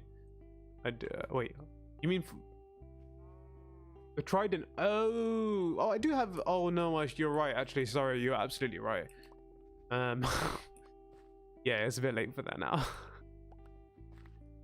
Yeah, no, I kind of wanted to range attack it so I didn't have to deal with him trying to attack me. Anyway, I'm gonna make a trident farm soon as well, because even I need 2 tridents in general. I need one for the zombie piglin farm, so I don't have to bring my bow everywhere with me. To be honest with you, I might just replace my bow with the trident altogether, because I don't need to worry about arrows and anything like that, and you can put mending on there a little bit easier. I don't use range attacks all that much anyway. It's all good.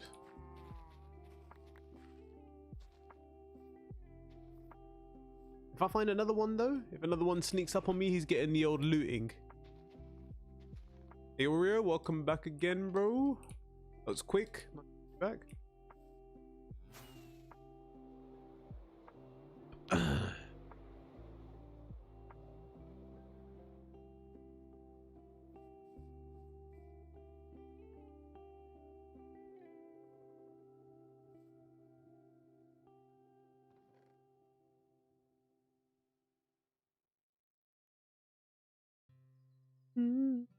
A concrete? What do you mean?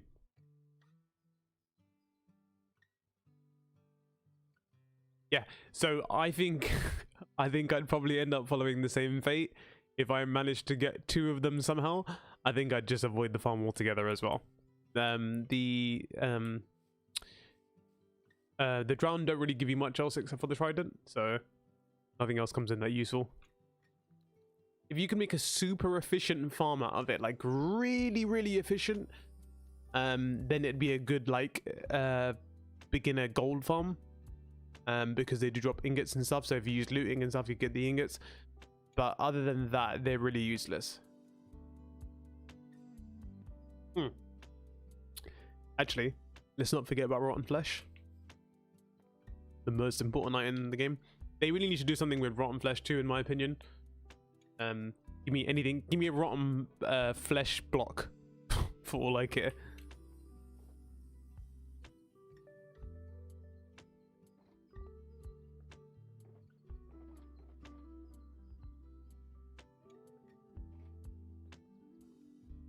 Oh, let me change my my thingy majiggy.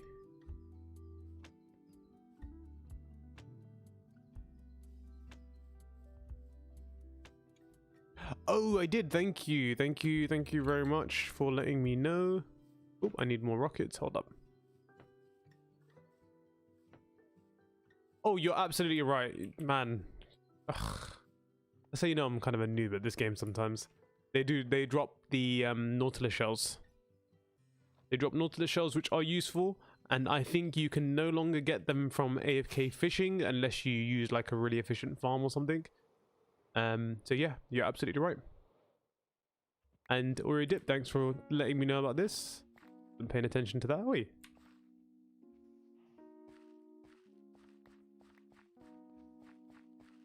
Right, should I go get more dirt? I think I'm gonna need more. No, I should be right actually.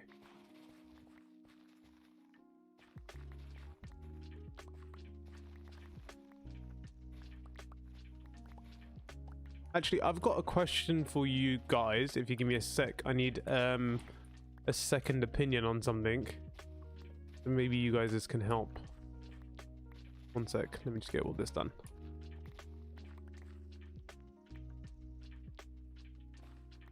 The AFK fishing farm is was probably the most OP farm in the game. To get mending with almost no effort was kind of ridiculous. Mending for sure is one of the things where you're just like, man, how did I get that? Because villager trading, a lot of people call villager trading OP. Number one, it's not OP at all because of the fact that you actually have to interact with the villagers.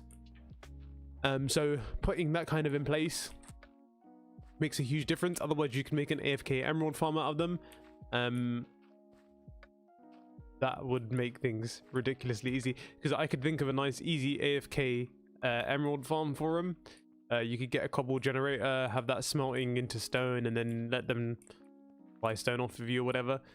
But yeah, I think villagers are pretty good because they're a real headache to move around, and when you finally get them, their trades can be expensive, then you need to zombify them.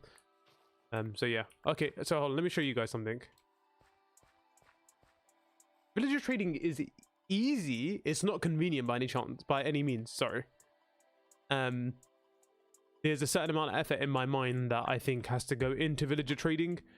So even though you can just get some villagers, breed them up, and then get them going, yeah, great for an easy setup. But like, for example, this villager trading call less the building itself, like getting all the villagers, getting all of their numbers reduced so I can get cheap books and stuff like that. This took a long time.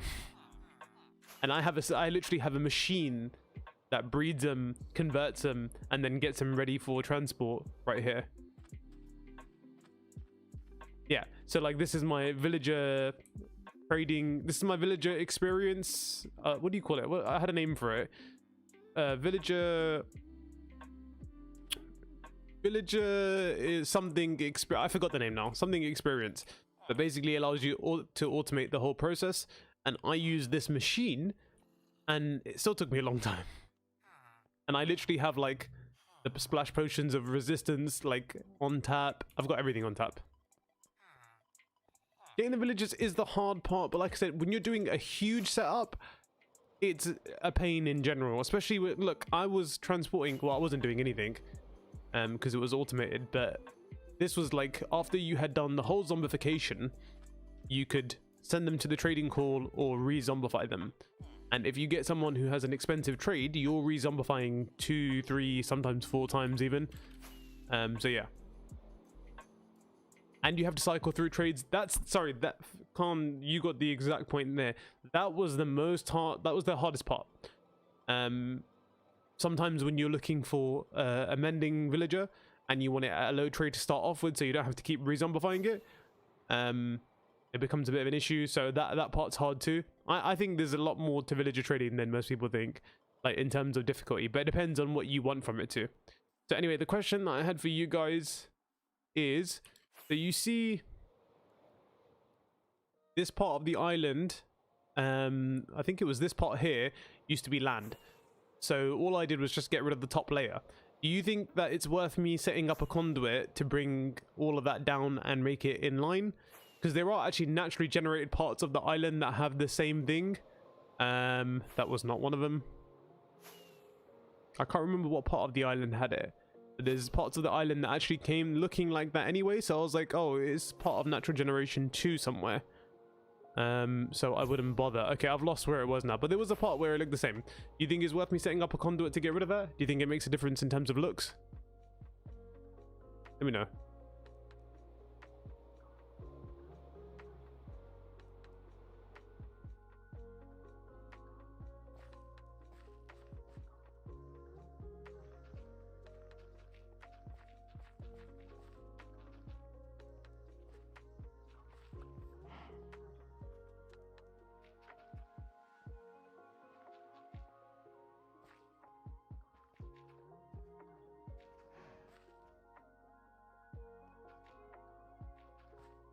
It looks okay flat. Yeah, okay. I was thinking, I thought it looked up. I think it looked okay. But just wasn't too sure whether it's worth the effort. I thought maybe it would be nice to bring it a little bit down so you can't see it. But I've seen natural generation like that anyway, so I was just like, you know what? Does it really matter? Maybe like another like 5 hours to do all the sides of the trimmed parts of the thing. Maybe terraform it a little bit. Okay, fine. I'll do that on another stream one day. Once I've gotten a few more projects out of the way, because once I do some landscaping, maybe it looks a little bit nicer. Make it look a bit more natural. Okay, yeah, okay, fine. I'll figure something out. I'll do some work or a dip. I know it's up to me, bro, but I want your input. Just want to know what you think. Because like I said, I kind of thought it didn't look too bad. I didn't really care that much. But I kept, every time I fly by it, it kept bothering me a little bit, and I was like, maybe I should see if other people find it annoying too. Oh, let me see if that mycelium's... Well, we know the mycelium thing kind of works now. I don't need to prove that little thing anymore, do I? Get rid of this.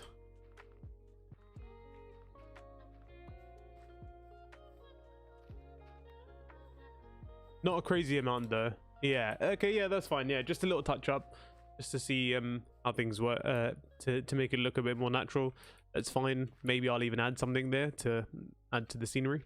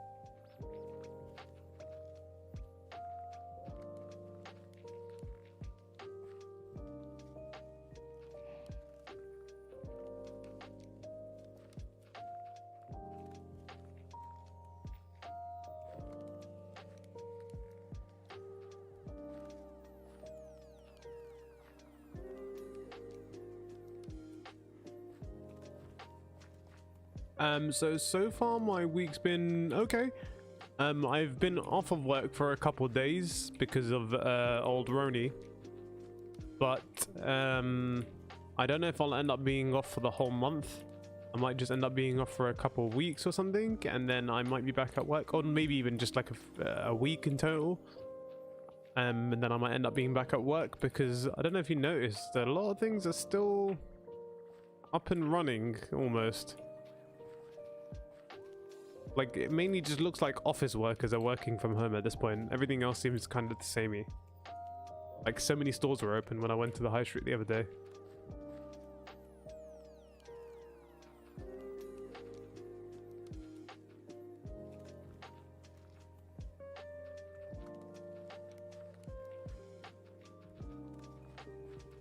Best thing about being on lockdown for me is that I generally end up spending more time outside, like in terms of in the like nature and stuff. Like I went for like a run walk situation today. I end up spending like 2 hours or so, I think, like in total. So that was good. It was nice just to get out. I usually go to the gym, but obviously gyms are closed now, so here we are making adjustments on that. But yeah, it was nice. I got a nice little park next to me, so I had a little explore. Yeah, most of the shops seem open, to be honest. Everything kind of seems like business as usual. Minus like pubs and like stuff like that. That doesn't really have an option.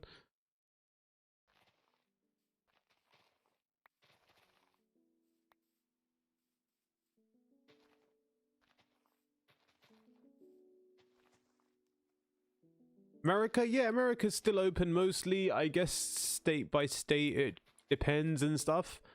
Like California seems to be like frozen in time at this point. Whereabouts in America are you from, Warrior? Yeah, my area does. So I think it was you I spoke to last time. Maybe it was someone else. I live in Hampton, and Hampton is generally a really greeny area. There's a place called Bushy Park right next to me, and Bushy Park's pretty amazing, to be honest. Bushy Park has like some amazing scenery. It's got like these nice like little certain sections in there as well, which is really nice. And then they've got like deer and stuff. So I went for a run, did some push-ups there and stuff like that. It was just nice to get out and enjoy some of the scenery there. But yeah, there's a lot of stuff to see around, like a lot of greenery stuff around Hampton. East Coast. East Coast. So East Coast is like New York, right? Bushy Park, yeah, come on, G. It's called Bushy. It's a very famous park, actually. You should Google it. Google it. Bushy Park is extremely famous for something. I can't remember why. I think it's famous for the deer, because deer, they freely roam around the park, basically. So people come there quite often to feed them and hang out with deer.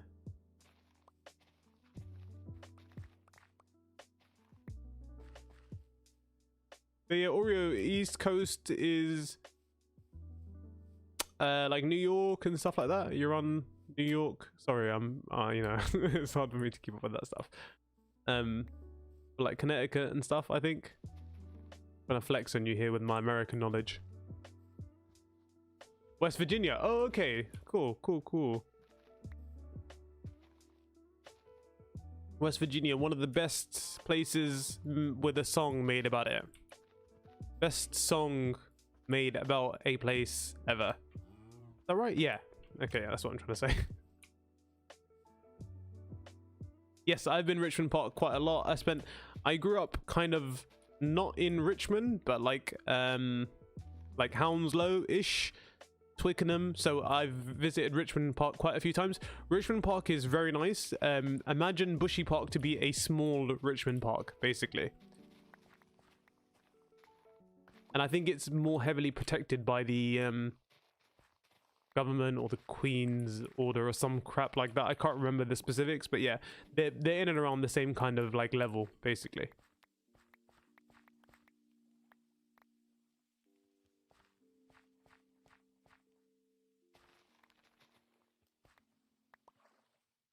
You had to learn it in school, really?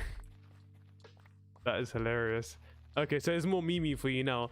I knew the song.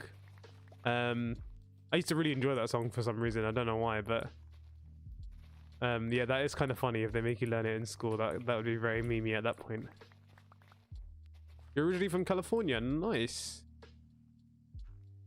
California is going through some times right now. They got their own problems. They're like in a whole other country at this point.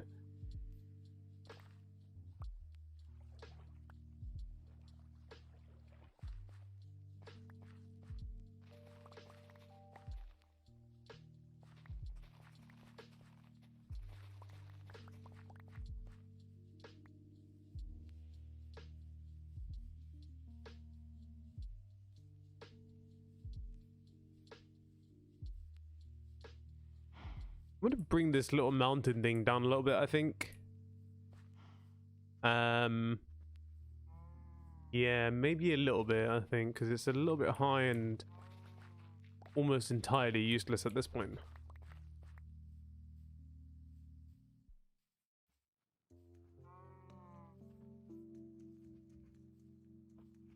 Wonder if I can get rid of... Hey, is that my boy? Bro, how you get over here? Are you? Yeah, it is you. What are you doing here? How did you even get here?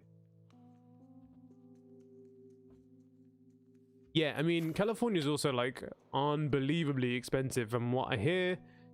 It's actually quite a lot like living in like the center of London, I would imagine, but more even on the out areas of California, or in like the smaller cities of California.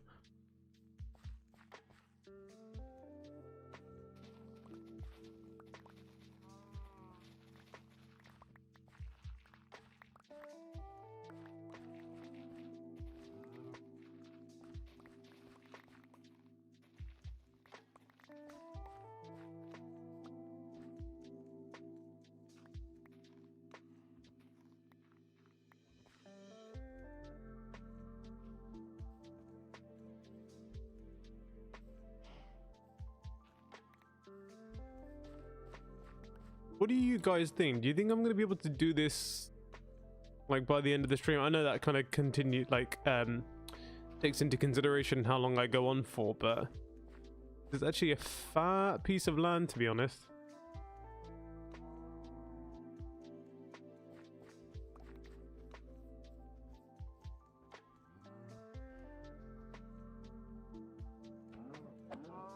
Alright, dudes. Don't hate you, but you're in my way.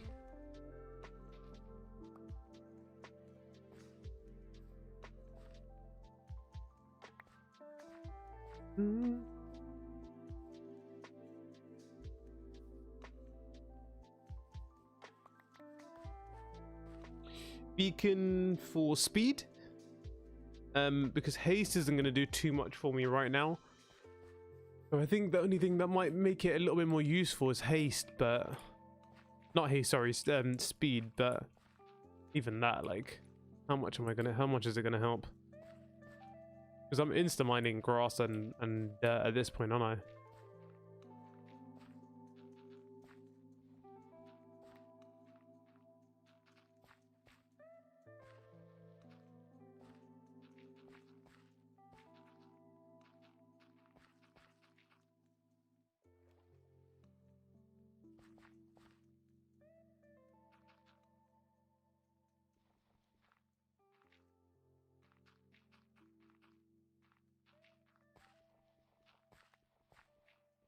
Is it not so? Oh, you mean to bring the whole mountain down? I mean, I might just do... I was just going to bring it down like one more level so I had a bit more of a flatter area. You're right though, if I was going to bring more of it down, yeah, then that would make sense. Beacons, man. Beacons are the bane of my life at this point. Beacons, I just don't have any of them. I have one. I have one that I had from the beginning of the series, and I since then haven't really done anything with it. Because every time I'm like, oh, I might as well just go spend 3 hours trying to get one wither skull. I think, oh no, I'm gonna make a wither skeleton farm eventually, right? So what's the point? And that's basically been me for 4 months now. Right, so this land needs to have a cutoff point like it just did, so let's make that first. Let's do think like this.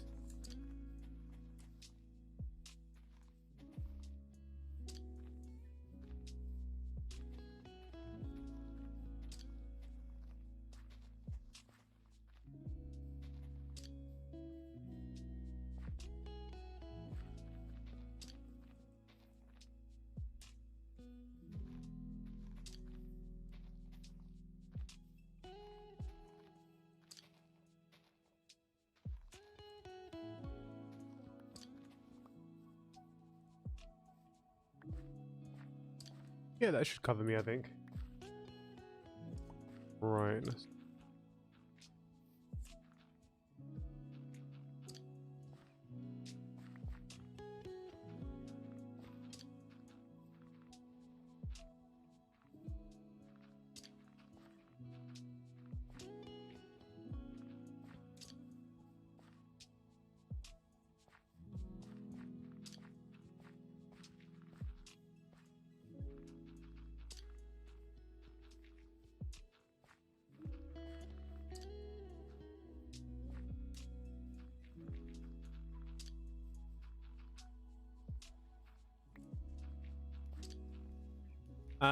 Hampton is I don't know. I know you can't get there using the underground. You would have to use overground only. So I don't know what zone it falls under. I don't generally travel too much by train. So I'm not sure. It's in the more annoyingly expensive part of it, but I think at this point, basically any zone is annoying and expensive. Traveling on trains, man. What a freaking, or even underground is just a, what a freaking pain in the arse it is.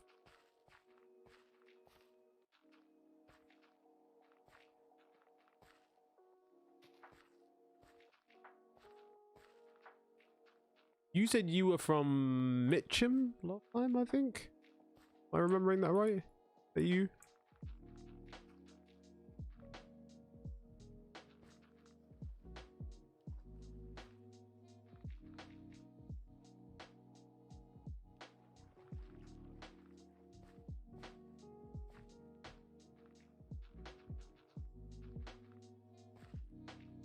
Yeah, Oreo, I've heard from a few people in most places in America, like bar places like New York, for example, public transport isn't generally as widely used.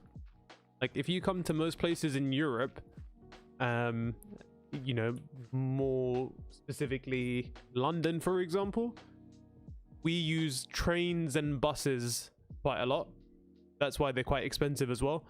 So there's a lot of people who generally tend to travel by train. Have you ever been to England before?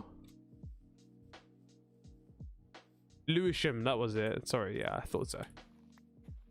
Thought I remembered Lewisham. I remembered Lewisham, Mitcham. I couldn't remember anymore, to be honest. I'm quite useless.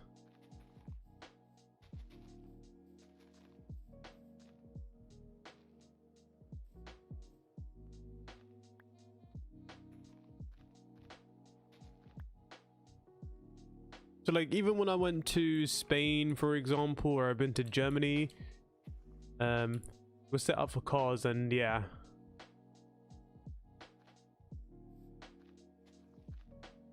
To be honest with you though, Con, even if you do have your own car or can drive, people like maybe more so in London, I guess. Like public transport's way more popular here. Like if I'm going into London or into town, whatever you want to call it, I'm generally going to take the train.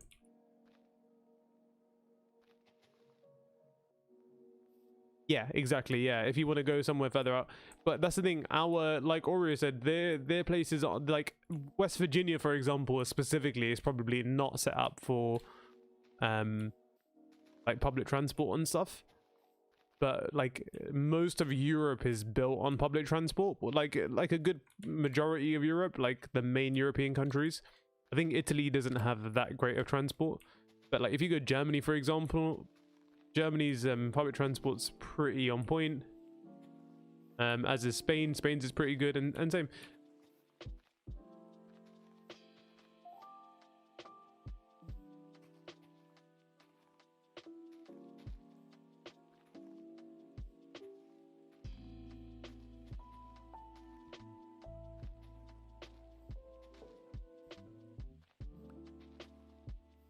Then again, I think like probably because Americans are very individualistic.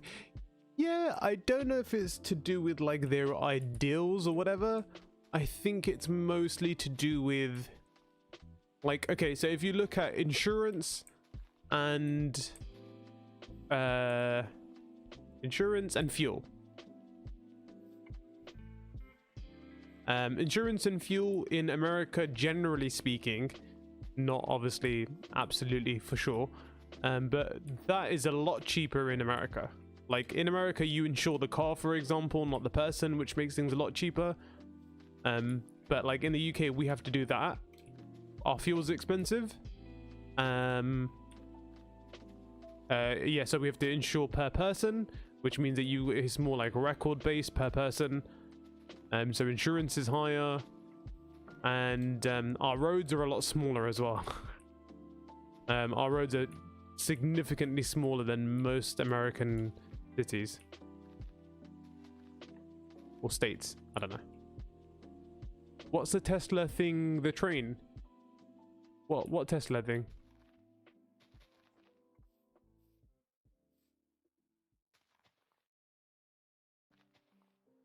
You mean the Hyperloop?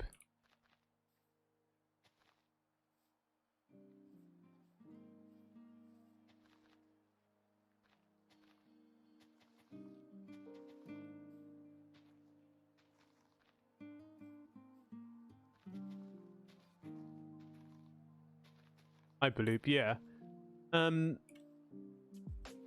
the Hyperloop is the thing they want to put in California, I think, from what I remember.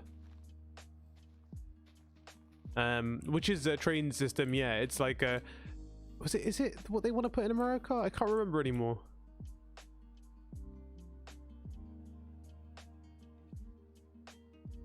Yes, so the Hyperloop is being set up in certain parts of America, I think. Look, America's a massive place, right? Like, comparatively to the UK, we're like the size of one of your states, almost. Like, we're probably the size of Texas. Like, the whole country is probably the size of Texas. So, travel between states and stuff is annoying. I can catch a train from London to Scotland, for example. It's fairly easy. It's going to take me like 5.5 hours, maybe 6 or something like that, depending on what the situation is. And I can catch a direct train from London to there. Even if you live on more rural parts of England, you can jump on trains and stuff anyway. And like you can, and there's usually like a couple of transfers at most. But the majority of traveling around the country is really easy, to be honest.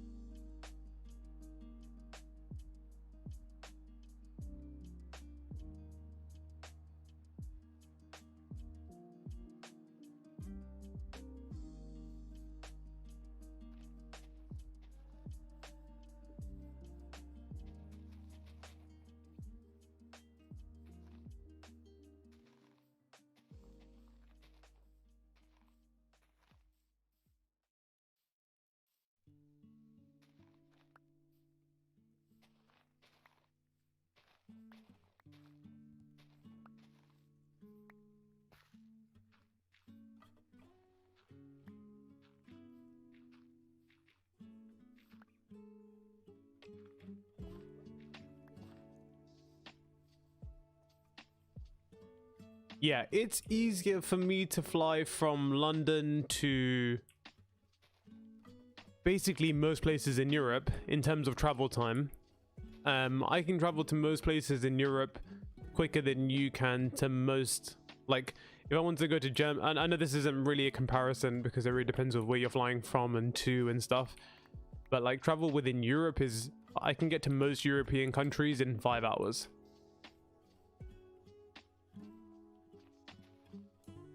And a lot of them in a lot less time than that. Like last time I flew to Germany, for example, from London, it took me 1.5 hours, which is pretty crazy. And again, it's like that for like other places like the Netherlands and stuff too. It's not very long. I can drive to the Netherlands in like 4 hours. And it takes very little effort too, so...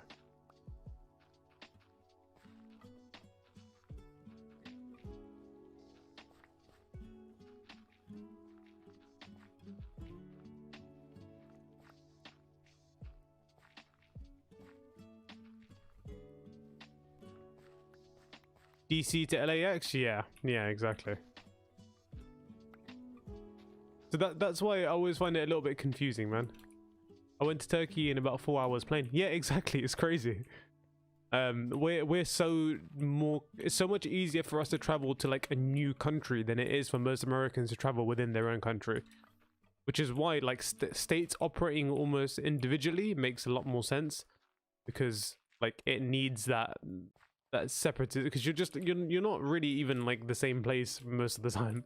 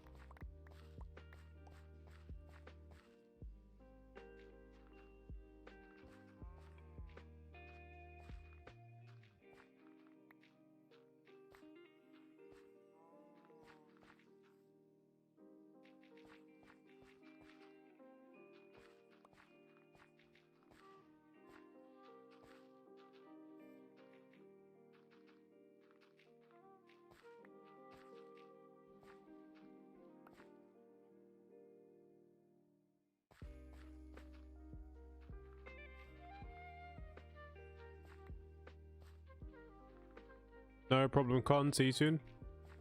But yeah, Oreo, yeah, like I said, it's crazy. Like, most destinations from the UK are like, it sounds like a stupid thing to say because it's relative to where you live, obviously, but like, most of Europe is no more than 4 or 5 hours away.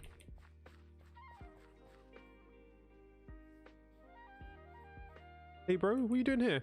Go stay safe. Go onto the main island, please. Don't fall into the water, bro. Come on. I'll save you here. Can you just go up 1 more block, please? That'd be great. There you go. How about that? Is that good? Big little climb, bro.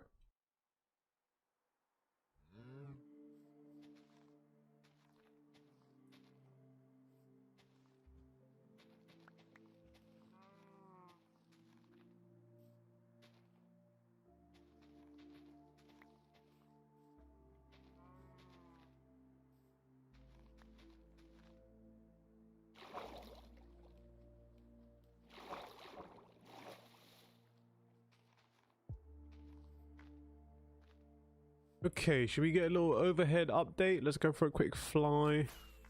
Go for a quick Marty McFly. Yeah, exactly. See, that's crazy. That is a ridiculous amount of time just to go. So for some context, although it may not mean anything to you, because it probably wouldn't really mean much to me if I wasn't 100% sure about locations and stuff. Like for me, 14 hours. No, I could probably drive to India from England from that in that time, including like the what's it called, like a ferry journey or something. Like honestly, in 14 hours, man, I could get far. I could get to Russia in 14 hours for sure.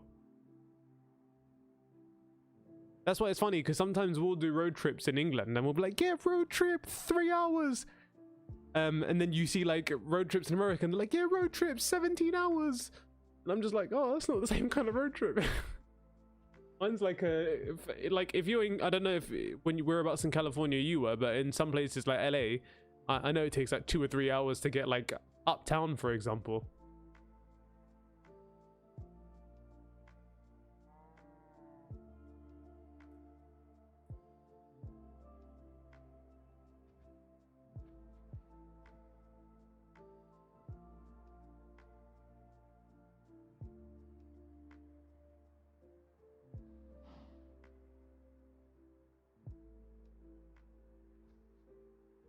Driving cross country takes 2 days, exactly.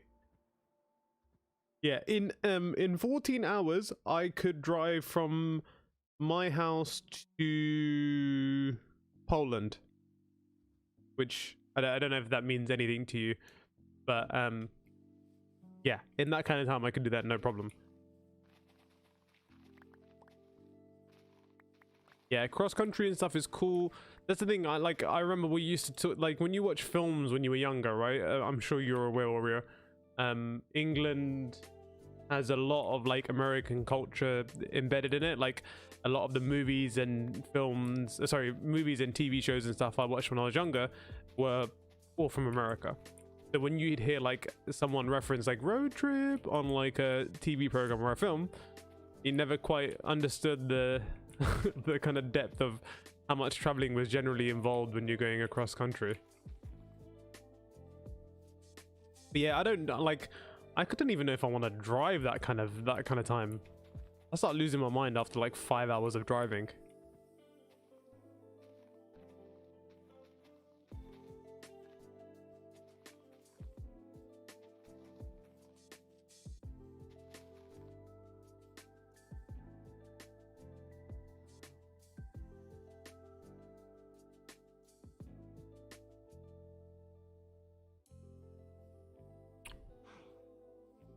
Right, things are looking a little bit better. Way more behind on progress than I was hoping for. Unfortunately, I thought we'd be a lot way more longer in advance. Really? They were from Europe? Like what? Name me something. What am I missing here? If we're getting all that good stuff in Europe, like don't get me wrong, there's a lot of good British TV programs, for example. And we did watch a lot of British stuff too, of course, because we're from the country. But like when we were watching movies and stuff, like that's why I tend to know so much about like, I know a fair amount about like American culture and like distances and like how certain places are, like, you know, you learn most of the stuff from films, TV. Nowadays I know almost everything there is to know about America from podcasting. Like if you ever want to know about like most main parts of America, like California, New York, or like stuff like that, mostly California, New York, you find out so much of that from podcasting.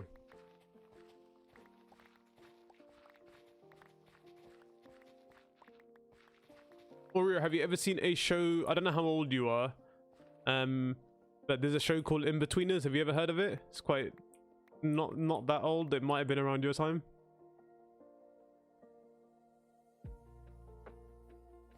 Oh, right. Okay, I see what you mean. I thought you meant, nah, I'm just talking like general TV culture. Like anything we usually watch on TV would usually be from America. Likely from America and Canada. I don't really know any of, you know, any obvious Canadian TV programs or films. I know obviously of Degrassi from, you know, Drake. But, yeah. British people have some of the best TV shows for sure. They definitely have like a few gems of films. But we don't output like Hollywood does, basically.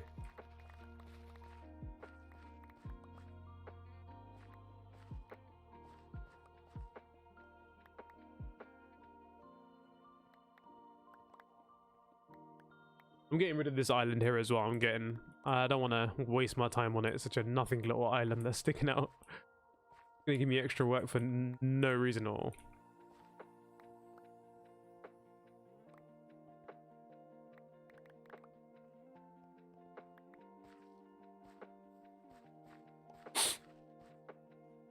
Most Netflix movies are from Canada. Really? That is interesting.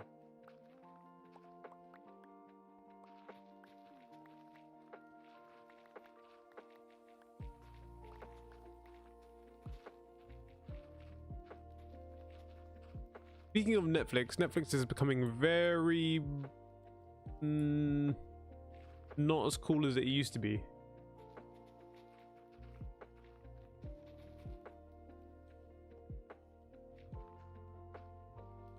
Where else can you go to have every option to watch something available and you want to watch none of them?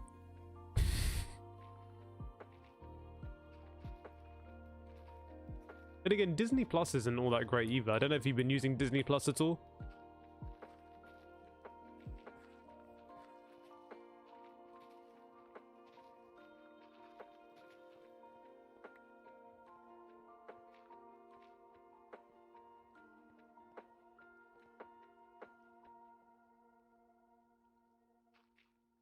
Disney Plus is it? You mean like it's the main one? Is that the one that you're using quite often?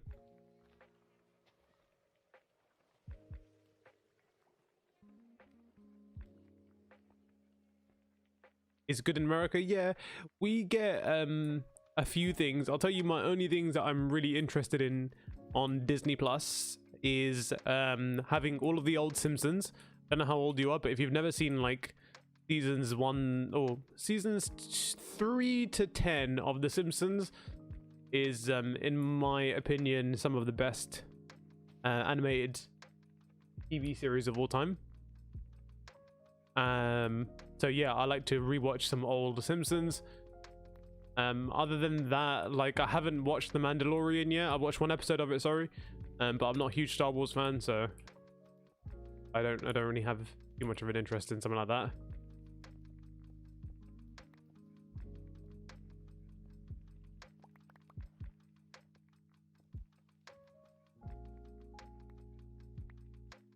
To be honest, most of my watching these days is on YouTube.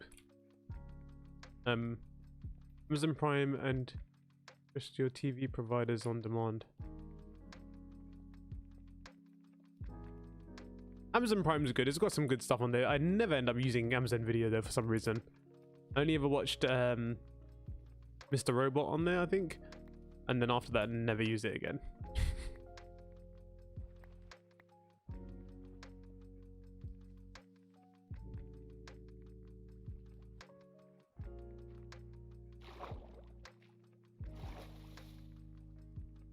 EV, hello, how you doing?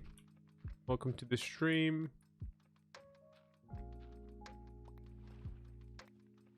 Right, that's most of this little island gone. This is gonna be one of the ones I need to do some terraforming on. Sure. Not right now though.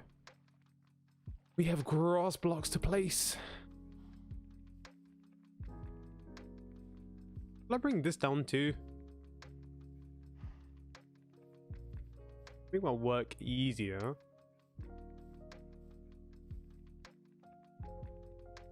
Up 2303. Do we have TV on demand? We do have TV on demand. So we have our cable service, quote unquote, if that's what it's referred to in the UK. We have something called Sky and Virgin Media.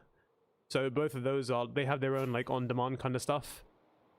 But yeah, otherwise we use Netflix and stuff like that for most of the stuff.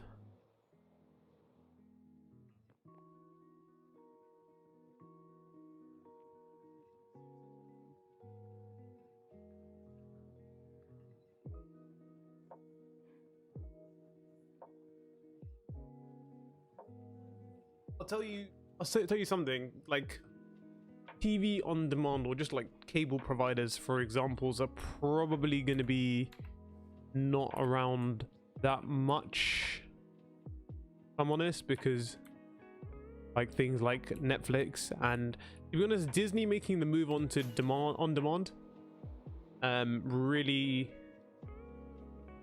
kind of shows where it's going, doesn't it? Cable isn't as popular anymore at all, to be honest. Yeah, no, I agree.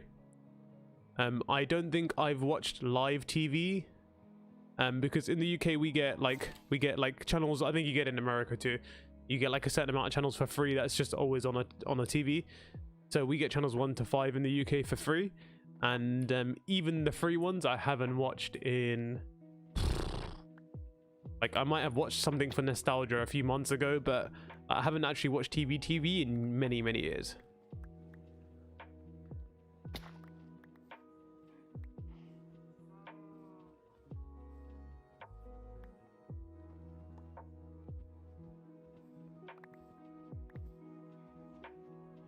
Actually, to be fair, the only time I do watch TV is probably to watch the UFC. Do you not get like I know, because we obviously have to pay for cable and stuff, right? But don't you get like a, what do you call it, like a certain amount of channels free? Like you get like channels 1 to 3 or something for free? I don't know what you call it, like non-cable TV. I forget what it is.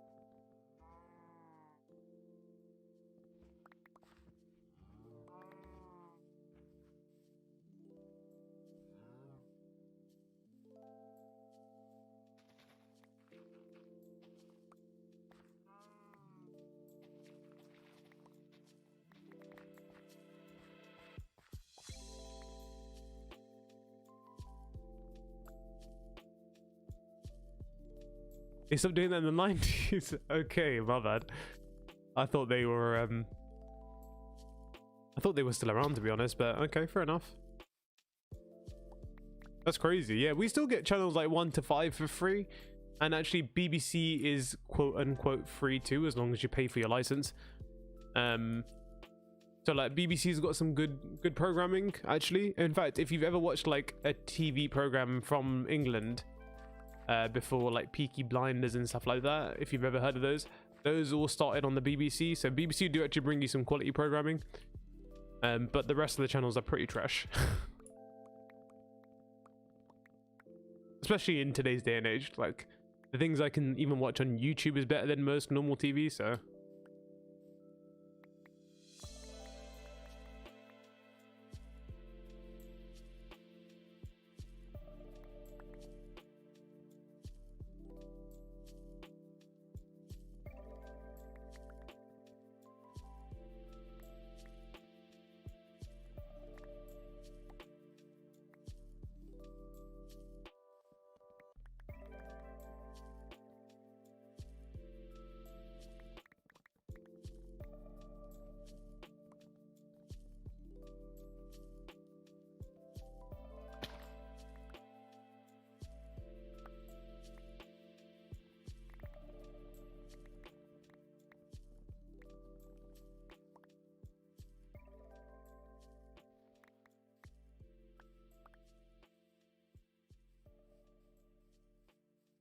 Cable is there for soccer.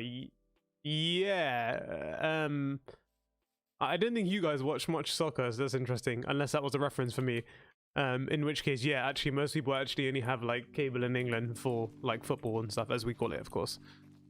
But like, I did lie when I say I haven't watched TV in ages. I do watch TV, but only for sporting events, and my only sporting event I watch is the UFC, or MMA in general, which mostly is just on a channel called BT Sport, which you have to pay for separately anyway. So at this point, it basically makes everything useless. That's the only reason I watch. Do you watch soccer, really? Interesting. That's interesting. You're from America and watch soccer. I am from England and definitely don't like soccer. I'm probably one of the few people in England that don't really like watching footy.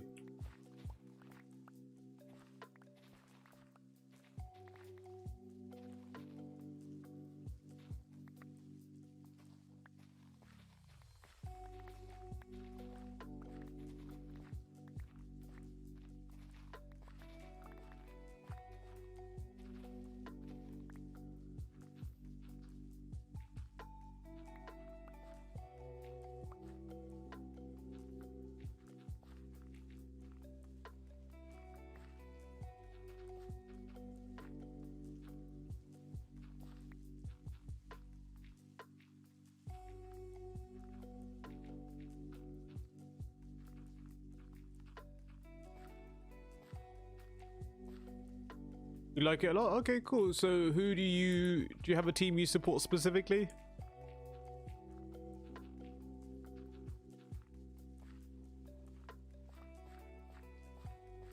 Soccer's a really cool sport, man. Like, a lot of my friends are like totally, like, one of my best friends is like a soccer or football aficionado, so I don't ever hear the end of it from him.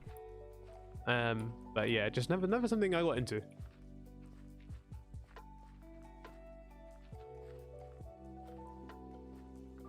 Man United, of course, good team. I wish I could give you some soccer talk here, like, oh yeah, they've been doing good recently, ain't they? But I don't know anything about football. Maybe someone else is in the chat who might be able to enlighten that conversation a bit more. Oh, I'm out of dirt, grass blocks. Okay.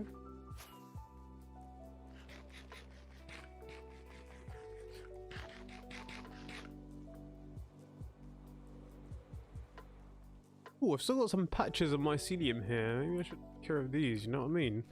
They're moving on to a new project and that.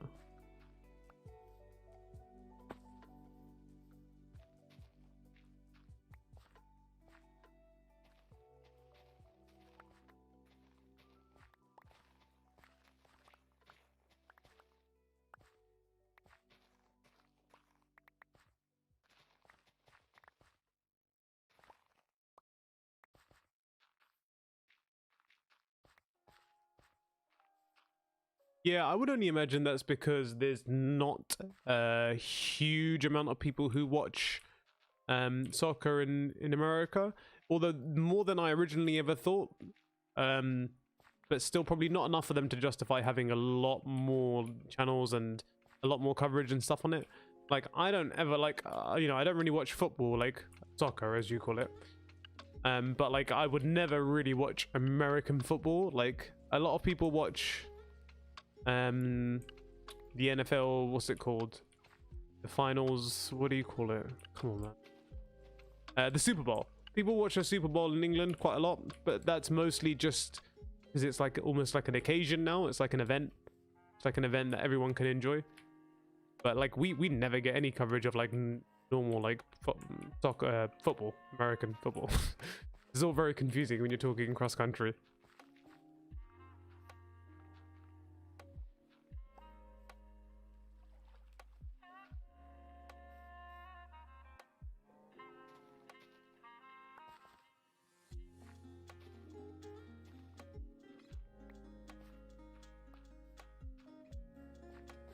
Yeah, I don't really like it either. Like, I'll tell you what sport I really don't like. please, I hope you don't like it yourself. Don't get offended, but I don't like baseball. I think baseball's pretty baseball might be the most boring sport, just behind cricket, which my dad loves. But yeah, I think it's cricket most boring, then maybe baseball. Cricket actually might be fun if you're playing like the really quick version of it, because it's usually done within a couple hours. But when you're playing like the long form cricket, oh my god. But yeah, baseball's definitely the worst sport for sure.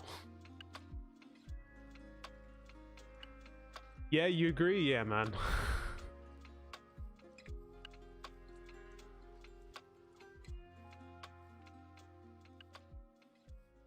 Ew, baseball's boring. Okay, I'm glad you agree. I don't want to offend anyone because I don't want to bash on anyone's sports, what they like.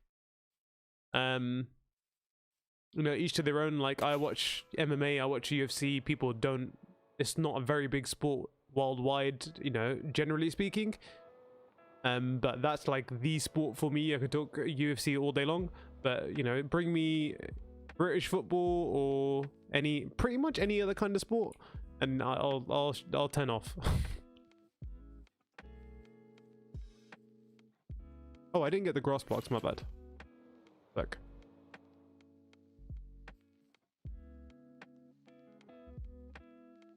Oh, let me go and put some of this stuff away actually, because there's some red mushroom blocks I could use. Your favorite sport is swimming. Man, that one came out of left field. Swimming's an interesting one because you don't get much televised swimming. Do you watch swimming online by any chance?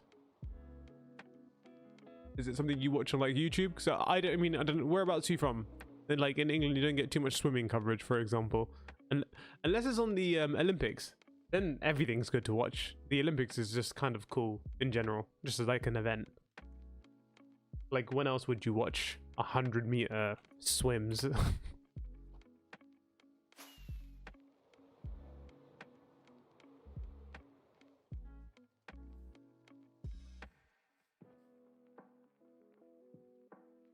I'm from America and I'm a swimmer.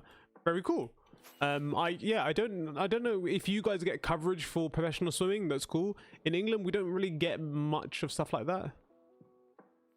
Swimming that's only in the Olympics. Yeah, I thought televised swimming was almost entirely in the Olympics, right? In which case, I do watch swimming also. I watch quite a few of the Olympic events when they're on, because they usually have sports that you wouldn't generally watch much of anyway. But yeah, if you're a swimmer, that means you're probably in fantastic shape and very healthy, because swimming is for sure like top 5 elite things to do to stay healthy.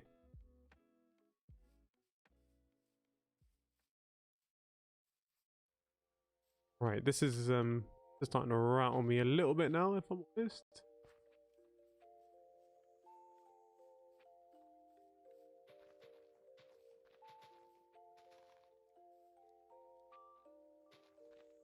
On YouTube there are videos, yeah. So that's what I mean. God bless YouTube. Pretty much anything you want is on there and has some audience for it eventually. But yeah, nah, for sure. Swimming's cool. Swimming's a very good sport in general. It's just not something that you obviously, like I said, you get televised. But yeah.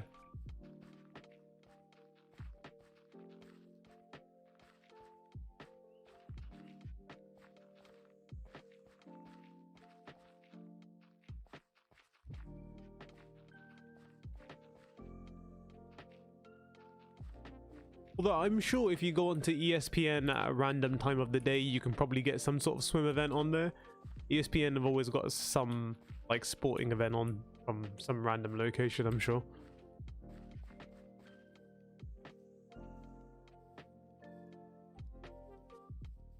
Right, what should I do with this area? Should I bring it up to the same level? Yeah, I might just do the same.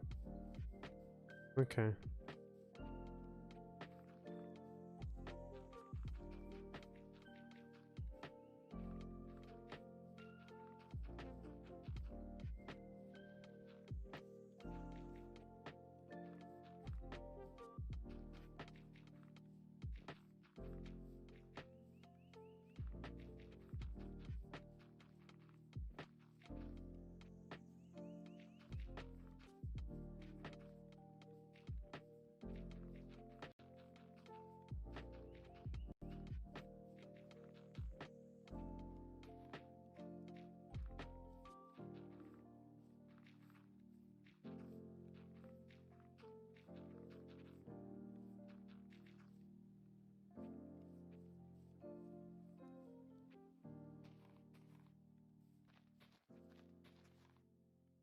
Really? RC cars and stuff, right? Yeah, there's always like from what I know, because we don't get ESPN in England either. Well, we kind of do, but it's not like our main sporting thing. So yeah, even if you turn on, like, we have Sky Sports. If you turn on Sky Sports randomly, like, they might have some. They got like Sky Sports 1, 2, 3. So like on one of the other ones, you might find something proper random on there as well. Like RC racing is hilarious. Although esports is like, you know, I think had it not been for Corona, like esports might even become like a more popular ESPN kind of thing as well, right? Because I genuinely believe that if you put some really top level games like a Fortnite, I don't like Fortnite. Hey Con, nice to have you back. Yeah, so if you put like, I don't like Fortnite, right? But it's a popular game, as is, you know, like Call of Duty and stuff. If you put them on ESPN, or as we have here in England, Sky Sports or something like that, I think it would get a huge amount of audience. It's a good way to get younger people onto their platforms as well, because they're losing a lot of their people. Although football, I guess, is a thing, but yeah, like I think a lot more people would be interested in watching Sky Sports and stuff, or whatever, ESPN, if they put a lot more esports and stuff on there. Esports SN? What does that mean? That esports sports network? Is that right? Did I just guess that right?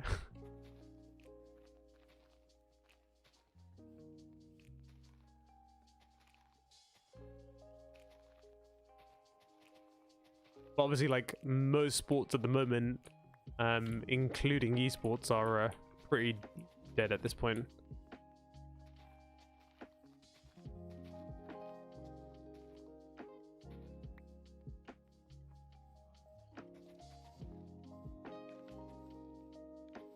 My sport, we were just talking about this, so Ori was saying that he's a soccer fan, even though he's from America, or football as we call it. But I don't watch footy at all. I told him I was like one of the few people in England who doesn't like football. But my sport that I enjoy is the UFC, or MMA in general. Mostly the UFC, because it has like the most elite fights and stuff, and generally has the best, overall is the better company, right? But yeah, I watch pretty much only sports-wise MMA.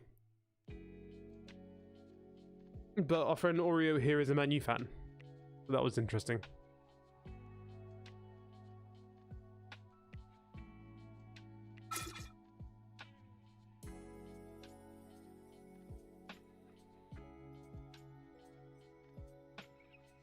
What about yourself?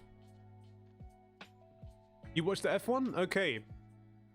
So F1's interesting because I've never ever watched F1 before. However, the documentary on Netflix is killer.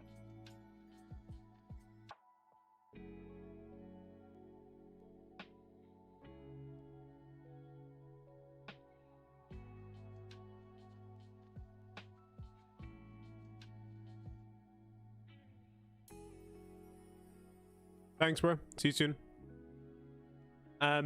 Yeah, so I get what you're saying on that one, Con. I don't. The UFC is or MMA, boxing, whatever you look at it as, whatever sport you're talking about, when someone's getting beaten up, it's more than just two guys beating the crap out of each other, right? It's maybe it's a little bit more primal than that. There's something inherently part of the nature of humans that comes with like a fighting sport. Now, don't get me wrong, I never used to watch the UFC or anything like that up until like a few years ago, and that was just because I didn't really care.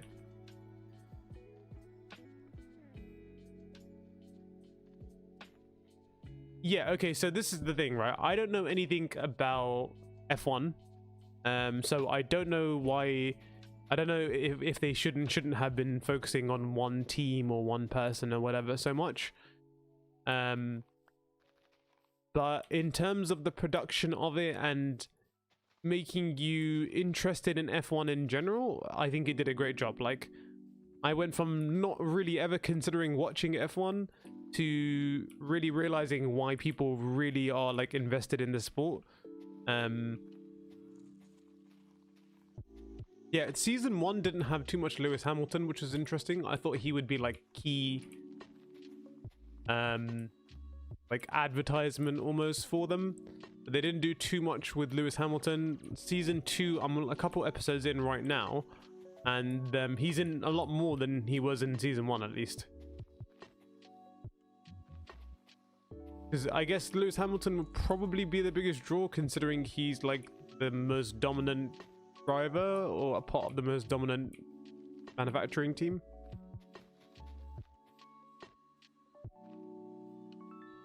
Come on.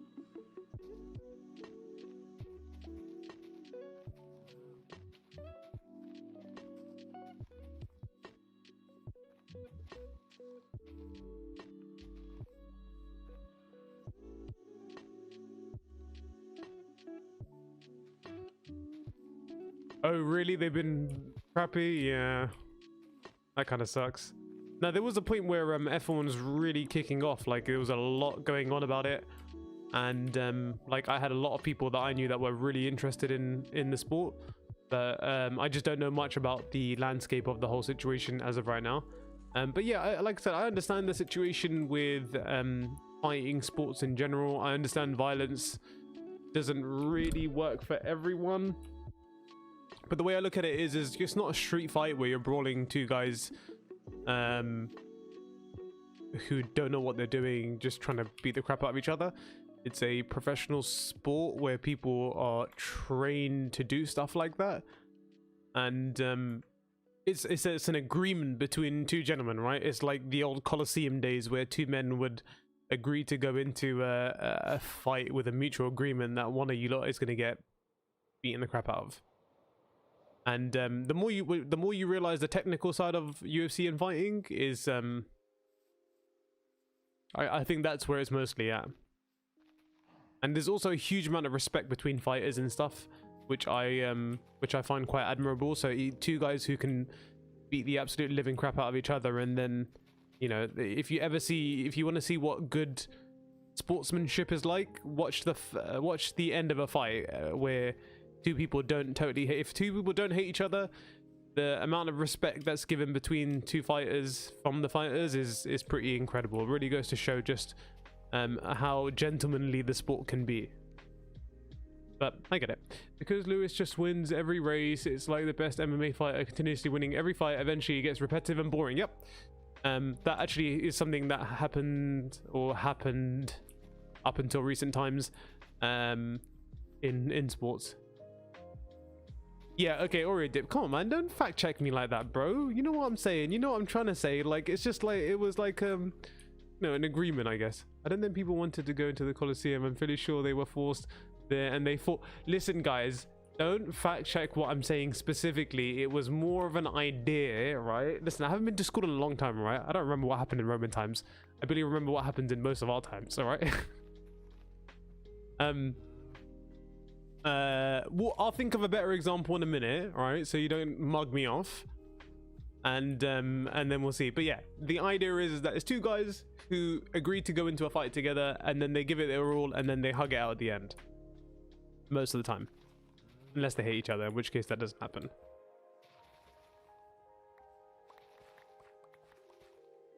So is it Lewis isn't just a superior driver, right?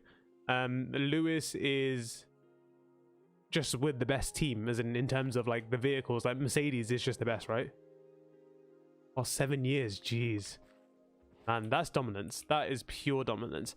It's a shame there's not like classes. Like in fighting, for example, you have weight classes. So like even if there's one dominant champion, it's only in one division, as opposed to, you know, like the entire UFC or whatever, like boxing. So maybe that might help keeping Formula 1 a little bit more interesting. I know obviously you have F1, F2, F3 and stuff, which kind of is the same thing, but not really. Both best driver and team. Okay. I thought he was pretty much all vehicle. from what I've heard, you know, like I said, listen, I'm an idiot. I don't know anything about F1, so I'm just going on what I thought I knew about it. I just thought he was literally just had, like, he was a good driver for sure, but like it was all car based, I think. Yeah, exactly.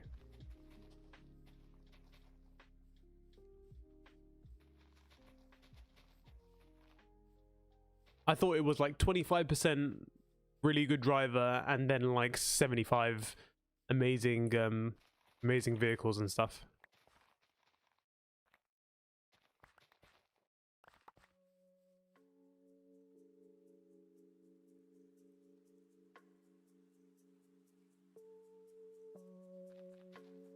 So do people from F2 and F3, are they like ultimately working up to getting to F1? Is it like the amateur leagues before they're like inducted into like the main game, the big game?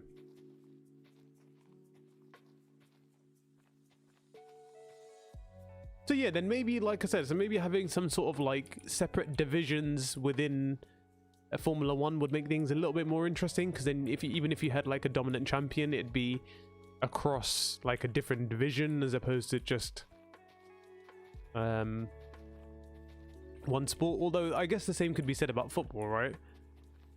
Like if Man United or whatever, or Man City decided to, you know, not decided to, but just kept being dominant winners, I guess football would get kind of boring too. I'm sure there was a time when that was happening as well, actually.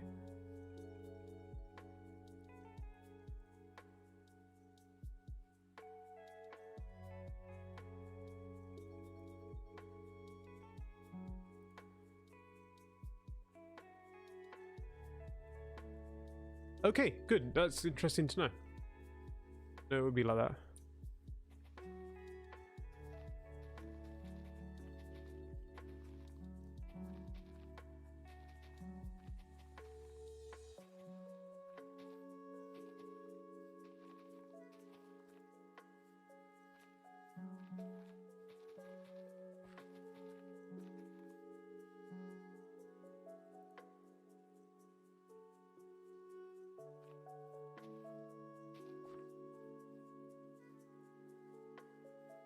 Alright, we are getting closer, man. Like, this is taking longer than I thought it would take, but really there's just this little section here, that little section, and then one flat piece on the other side. So hopefully we'll be done soon. Might have to end stream in about a half an hour, actually, even if I don't finish it. Which I'm probably not gonna, to be honest.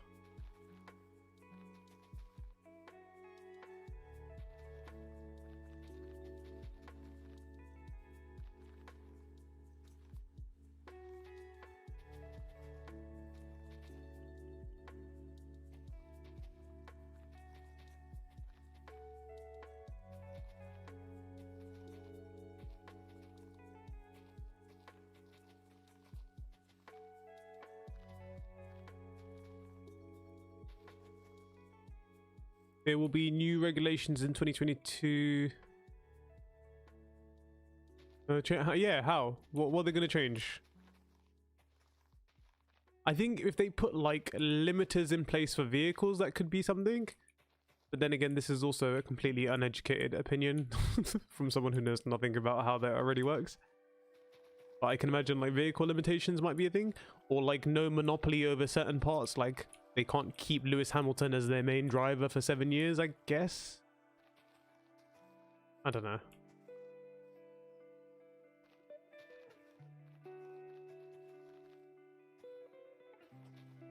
I mean, I said Lewis Hamilton like he was the only problem, but I guess his domination is probably why they want to change things around, right?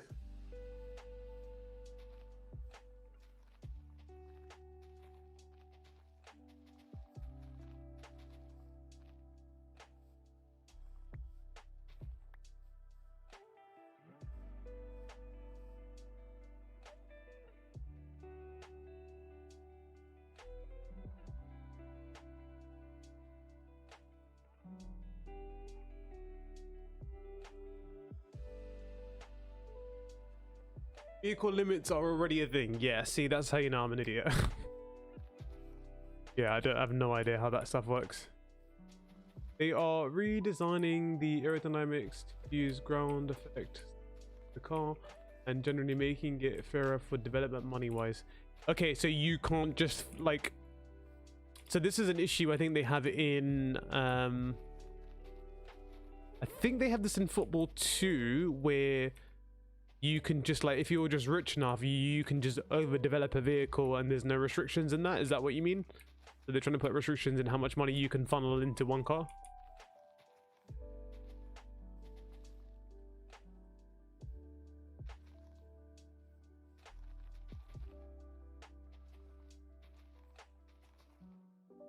Yeah, weight I thought would have been a thing for sure.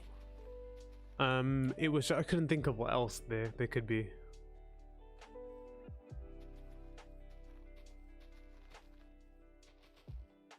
But like, if you do have a monopoly over like, yeah, there will be a cap on how much you can spend. Good. Then in that case, from how things happen in football as well, I think that should really help things out, I guess. Yeah, because it's a bit unfair. Like, if you're just a really rich team and you can just put every freaking penny you got into it, then yeah, it's a bit unfair. Can't shoot off ahead. Yeah, exactly. Because it really is like, from what I saw on the documentary, like top 5 teams or whatever, or top 3 teams even, and then everyone else is just a nobody almost.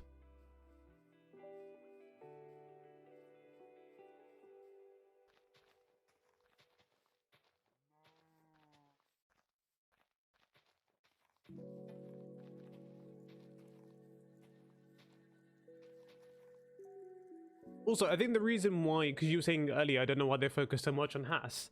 I think it was because of the main guy. He was like quite an entertaining character. So maybe they just had more of a story to follow with him. Plus, they had like loads of stress. I don't know. Maybe. Although I don't really know what else there is to take into account. I don't really know anything about any of the F1 teams, to be fair. I think it's about 150 to 200 million for reference. The worst team earns about 30 million. Jeez. See, that's a disparity right there, isn't it?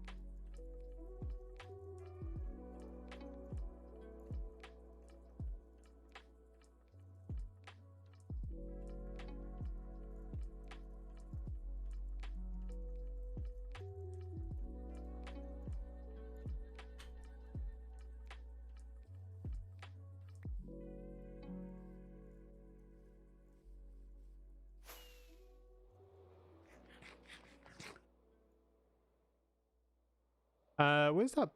Sorry. Where's the box? Where's the shulker box gone? Did I bring it with me? Where is my shulker box of grass, bro? I could have swore I moved it a little bit closer. I thought I put it around here somewhere. Hold on.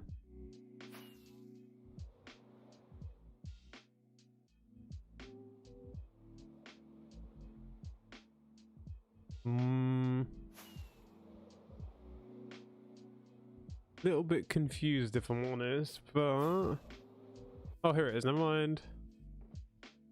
What we got in there? Not very much. Okay, so let's take this, move this back into this part of storage.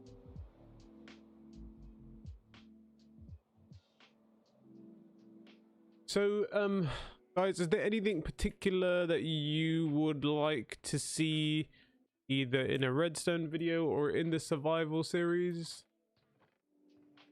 Just curious if there's anything that you guys are looking to see.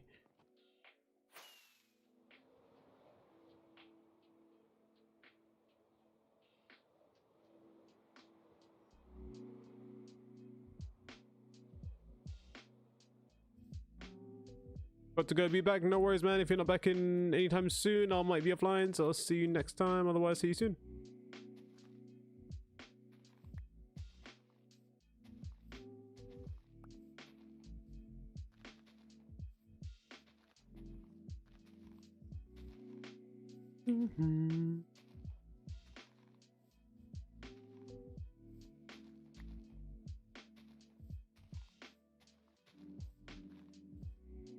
Okay.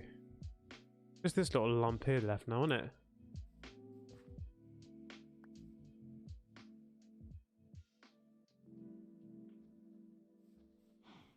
You think you're ready? Yeah, for sure. Redstone's interesting because obviously there's only so much you can do with most things. But like, for example, my compact smelter was something that I didn't even really want to make that video, if I'm completely honest, because I was like, there's a million super smelters out there. But then I was like, you know what, this is a really cool compact design, and I haven't really seen too many like it. I've seen similar ones, like watching Etho, for example. Etho's got something very similar. So does what's his name? I can't remember. There's been a few people who built something very similar, but I was like, hey, this would be a good idea, and that ended up being one of my more popular videos that I've made in a long time. So it was quite interesting. I do have some I have a couple at least completely original, almost kind of farms that I'm making that I haven't seen any of or that many of. So I do have a couple of those on deck. But yeah, you're right. In most cases, a lot of farms have already kind of been done. I was just thinking, is there anything that doesn't have like something specifically automated that would be interesting to automate? Never know.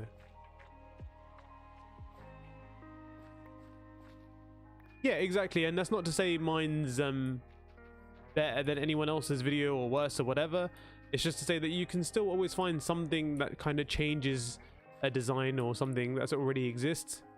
Look at this mycelium just taking over instantly. God, little rats. Yeah, so there's always something you can kind of like optimize or change about a design. Like, I don't know if you've seen my shulker box super smelter, for example. Like, that was just fun. The single unit is fine for a single player world. It might even be too much for some single players, but like the mega smelter that I did with it, like, that was fun. Like, I've seen a mega smelter like that before, more specifically a Mango's one, but never like one that was easy that you could just download and play around with, or have like in your regular server world or survival world, for example. So I thought that was kind of cool.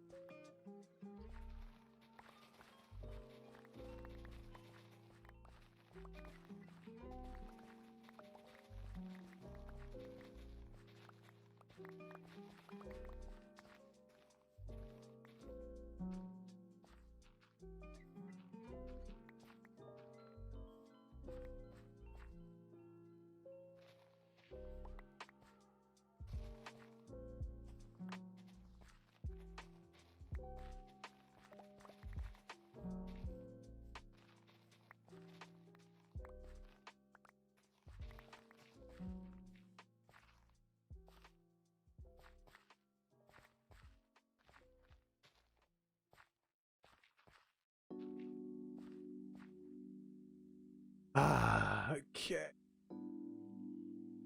Alright, we're hitting the 3-hour marker. Been fun. Glad whoever's here, you joined me. Thanks for joining, Khan, especially. I think Warrior's gone now, so I can't thank him. If there's anyone else watching as well, thank you very much for joining the stream. I will probably be back tomorrow to finish off the Mushroom Island. I'm going to give it a little pause button for now. There's not much left, so we can probably finish this up in about an hour tomorrow or something. And then this will be pretty much done, ski. Thank you very much, Khan. Thank you very much for your nice words. I hope to see you tomorrow or any other day I'm back on again. Thanks for watching. Until the next one. Bye-bye.